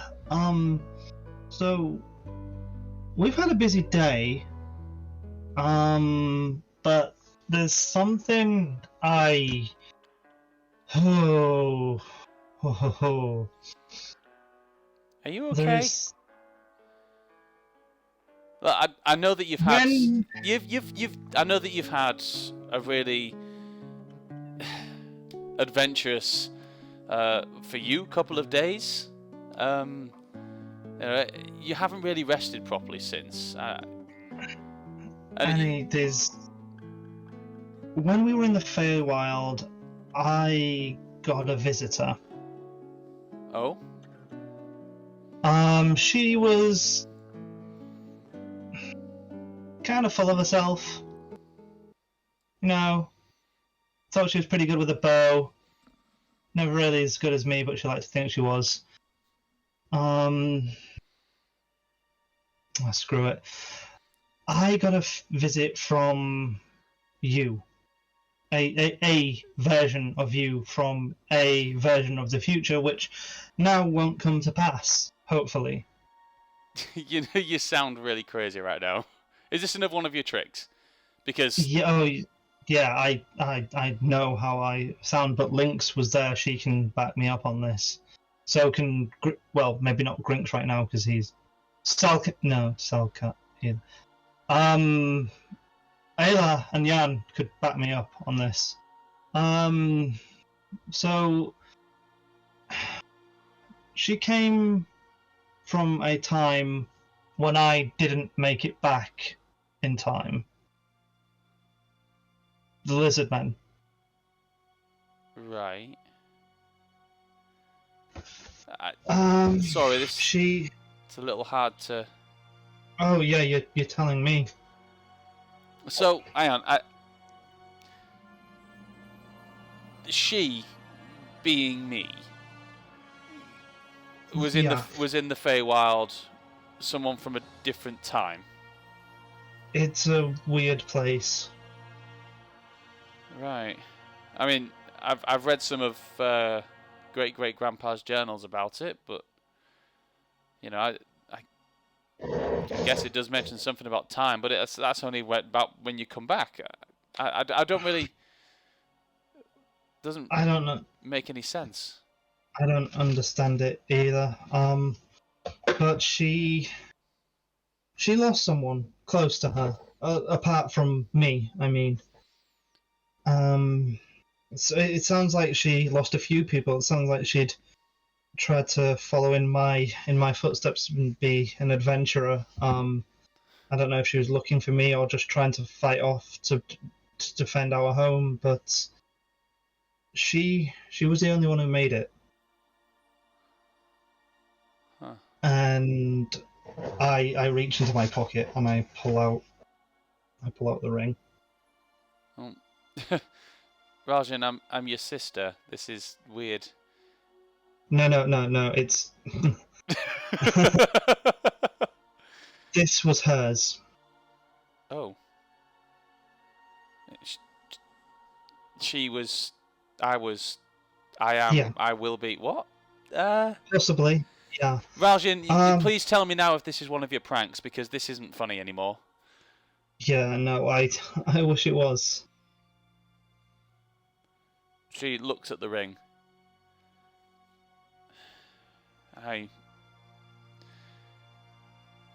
Don't tell me anymore. No, but I keep the ring and I put it back in my pocket. I say, look, things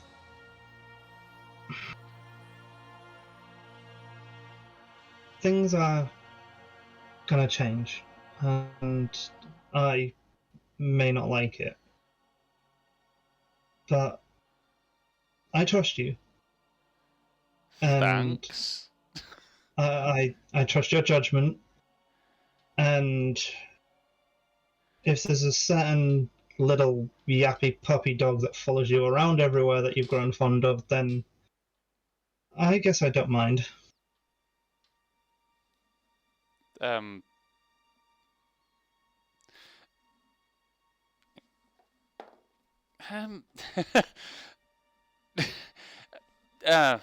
sorry. You can kind of look. She looks a bit blushed.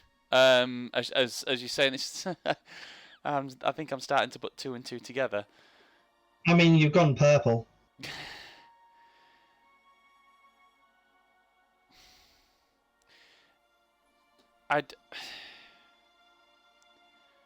I know where you're coming from, and I know that you are my overprotective brother.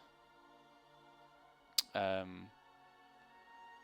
can make my own decisions on things, and I am very rarely wrong, and you know this.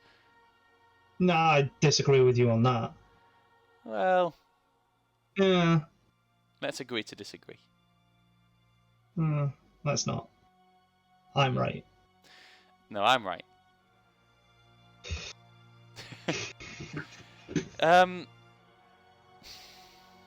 Look, whoever that was in the Feywild who you described, whether it was me from another time or from the future or however you describe, whatever happened to her, it might not happen to me.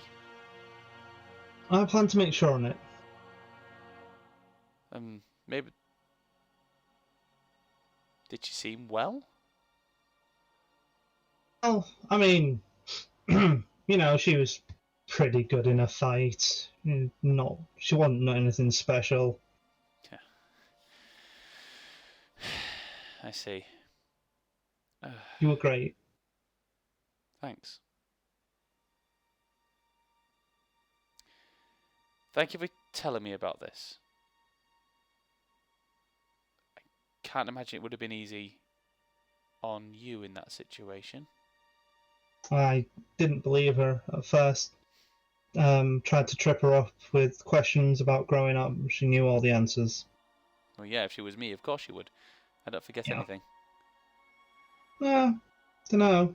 You did forget Dad's birthday last year. Yeah, but so did you. I never said I didn't forget anything.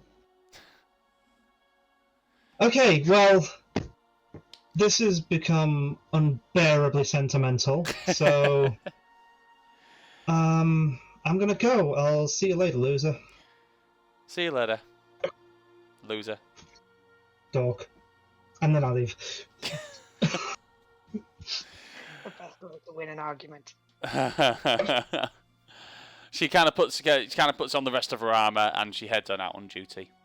I go back to my room and I pull out a simple chain, just a real thin chain, and I put the ring on it, and I put it around my neck. Okay.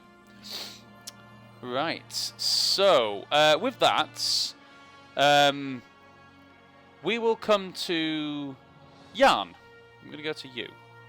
Now, where would you be at this moment, Jan? What would you be doing after the party kind of like split off for the evening? Just gone back to my room. Did we secure some lodgings here? You've got some rooms. You've got some rooms here at the manor. Okay, excellent. Yeah, just go back to my room and then peruse over that book that I purchased earlier. Okay. Obviously, I've sent you the information. And sorry, it's an incomplete document. I will send you the complete document when I write the whole thing. So as you're sat reading, there's a knock on your door. What time are we at roughly? Mid-evening, so 7-8 o'clock-ish. Okay, I'll get up and open the door. Okay. At the door is one of the house staff. Says, is it Jan? Yes. There's a Master Windweaver is Windweaver here to see you. Oh yeah, send him up. Of course. And you can see that he's already kind of stood there in the corner. He's like, okay, thank you. Jan, do you mind if we have a little chat? No, let's all come in, take a seat. Thank you. He kind of goes in, he finds a little poof, and he kind of sits himself on it and kind of kicks off his shoes and goes, been on my feet all day. It's been a tough day of... and he kind of he takes off his brown socks and starts rubbing his feet. It's been a hard day today. I saw off Camden earlier on. He was just leaving out for the gate, and I had to have a chat with him. And it's good to catch up with old friends. Sad that I didn't get to see Vidiana before she left, but things to do.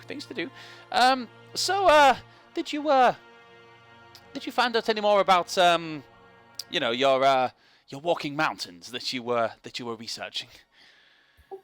No, I've got some more material to look through. I found some older books. However, I have persuaded the rest of the party to investigate this with me. Ah, wonderful. You never really did explain in too much detail exactly what it is you were interested in. You said it was for academic research and things. And the beholder that we spoke about, that was an interesting part of the conversation, wasn't it? Yes, it was. Yes. That's I mean, to be honest, these and he continues like still rubbing his feet, and he's like, these texts, they they can be interpreted in either way. For instance, it could just be that the key could be with you all along. And he starts pointing at your eye, at your own eye. It's like, I don't know. I just interpret things as they are. Yes, yeah, I've not had a chance to really investigate that any further, but your interpretation of it does make the most sense to me.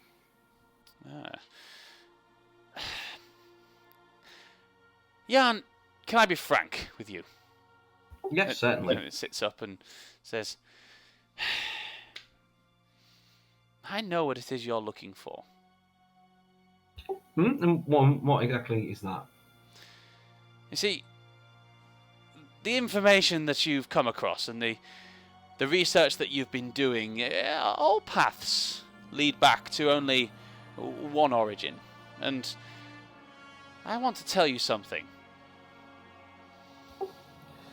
Just want to say I'm merely trying to right an academic wrong. Are you sure?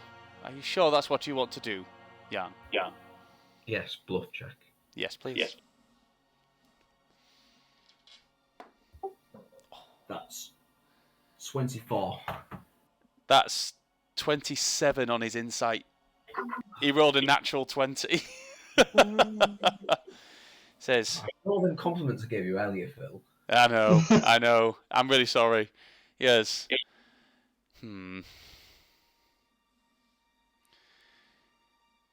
You're looking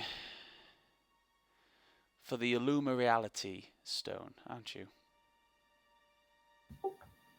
I'm not looking. I wouldn't object if I found it.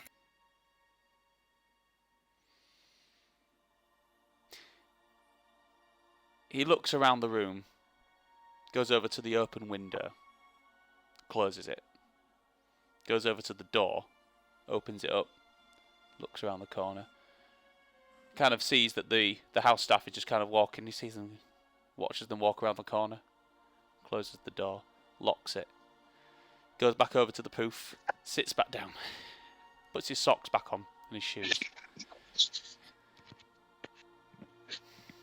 I'm going to do everything I can to help you find this stone. I'm going to do everything I can to help you retrieve this stone.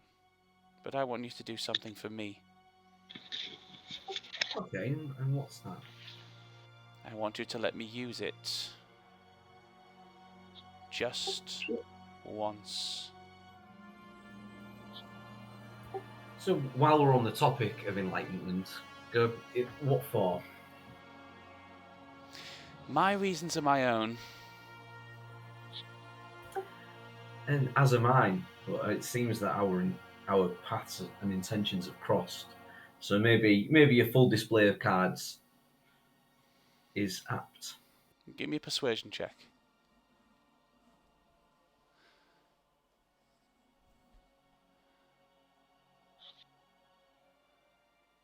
That's 22. Okay. Very well. We'll do an exchange of information. You tell me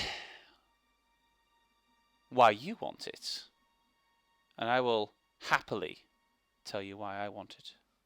What use I have for it.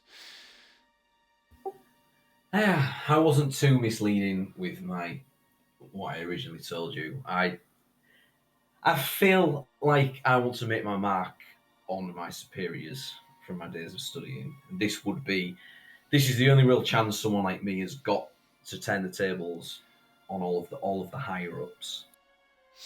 Yes, I did my research on you. As soon as I found out what you were looking for, obviously I wanted to do a background check, and you weren't exactly top of your class. Flunked quite a lot of your classes. Pretty much almost a dropout, but you managed to pull through, but barely. Yes, it was an equal mix of environmental factors and I let myself down a little bit, but yeah, I do feel that some of the actions of my peers during that time, I don't feel that those were justified.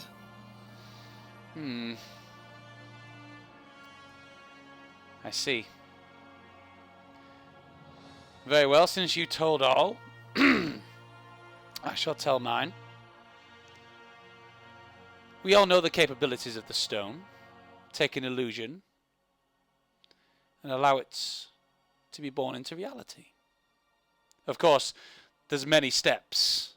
Steps of which I could be looking for whilst you're looking for the stone. Now, the only thing I want is there's a young man in my life. A young man that I lost far too young. He takes out a small locket from his pocket, kind of clips it open and secretly looks at it. What I wouldn't give to have him back. I've tried everything. I've tried wish spells. I've even contemplated necromancy. Nothing has worked. He kind of closes the locket. Now, you'll receive no judgment from me, but people will ask questions about this. Are you prepared for that? How are you going to explain this? You could just see me as or you can just tell the others that I am, as I am, a interested benefactor of your mission. I can help you along your way. Raljin won't question too much. I've helped him so much in the past, and I wanted to make sure that obviously just keep it between us for now.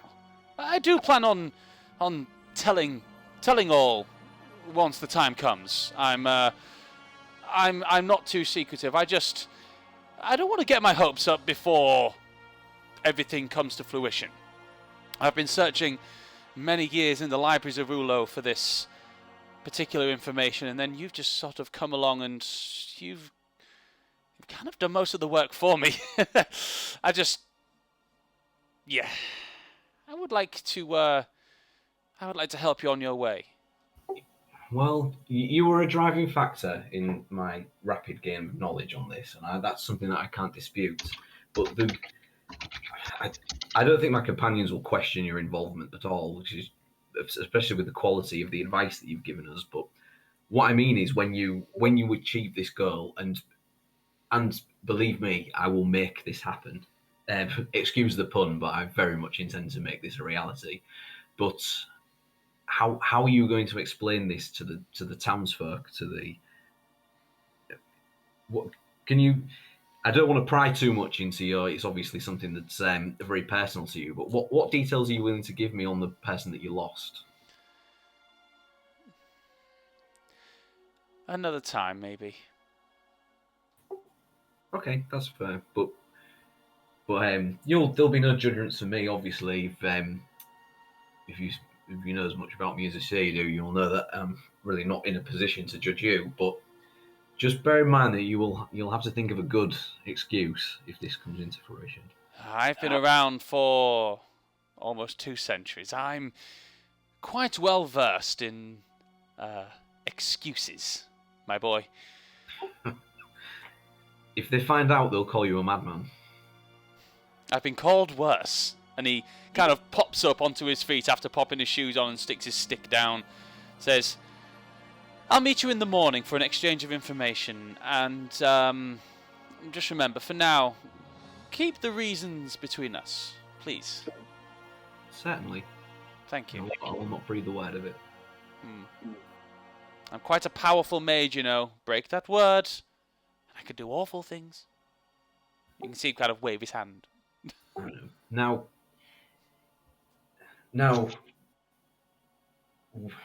I feel that we're probably going to need to cover ourselves here. I think that especially with you coming to visit me here, I guess the rest of them are drunk.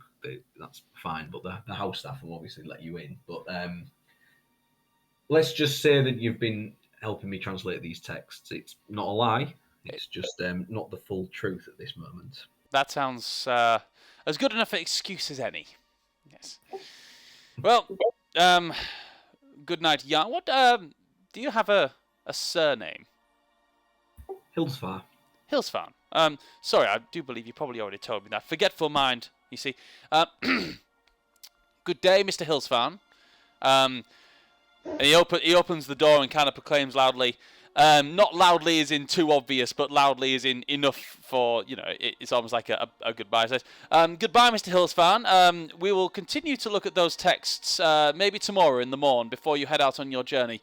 And anything you need, you just let me know. From one academic magical scholar to another. Yes, thank you. I'm sorry to keep bothering you with these requests. It's absolutely no trouble at all. I feel thrilled to be back in the game, as it were. Yes. Delightful. Good evening, Mr. Hillsfarn. Good evening. And he leaves the building. And with that, after he leaves the building, and you all get a good night's rest and will be fully rested. I'm going to end tonight's session there, if that's all right, guys. So not a massive cliffhanger. We're going to end tonight's session there. And in the morning, you can find out exactly where you're going to go and head off on this adventure to Very cool. to find the Illuminality stone. But the only person that knows what it's called at the moment is Jan and what you're actually looking for. Right, so the illusionality, kind of a cross between illusion and reality, illusionality. The illusionality stone, which I thought was a cool name. Anyway, thank you very much for anyone that's been watching, but it's time for us to call it crits. So thank you for watching, and we'll see you next week. Bye. Bye-bye. Bye. Bye.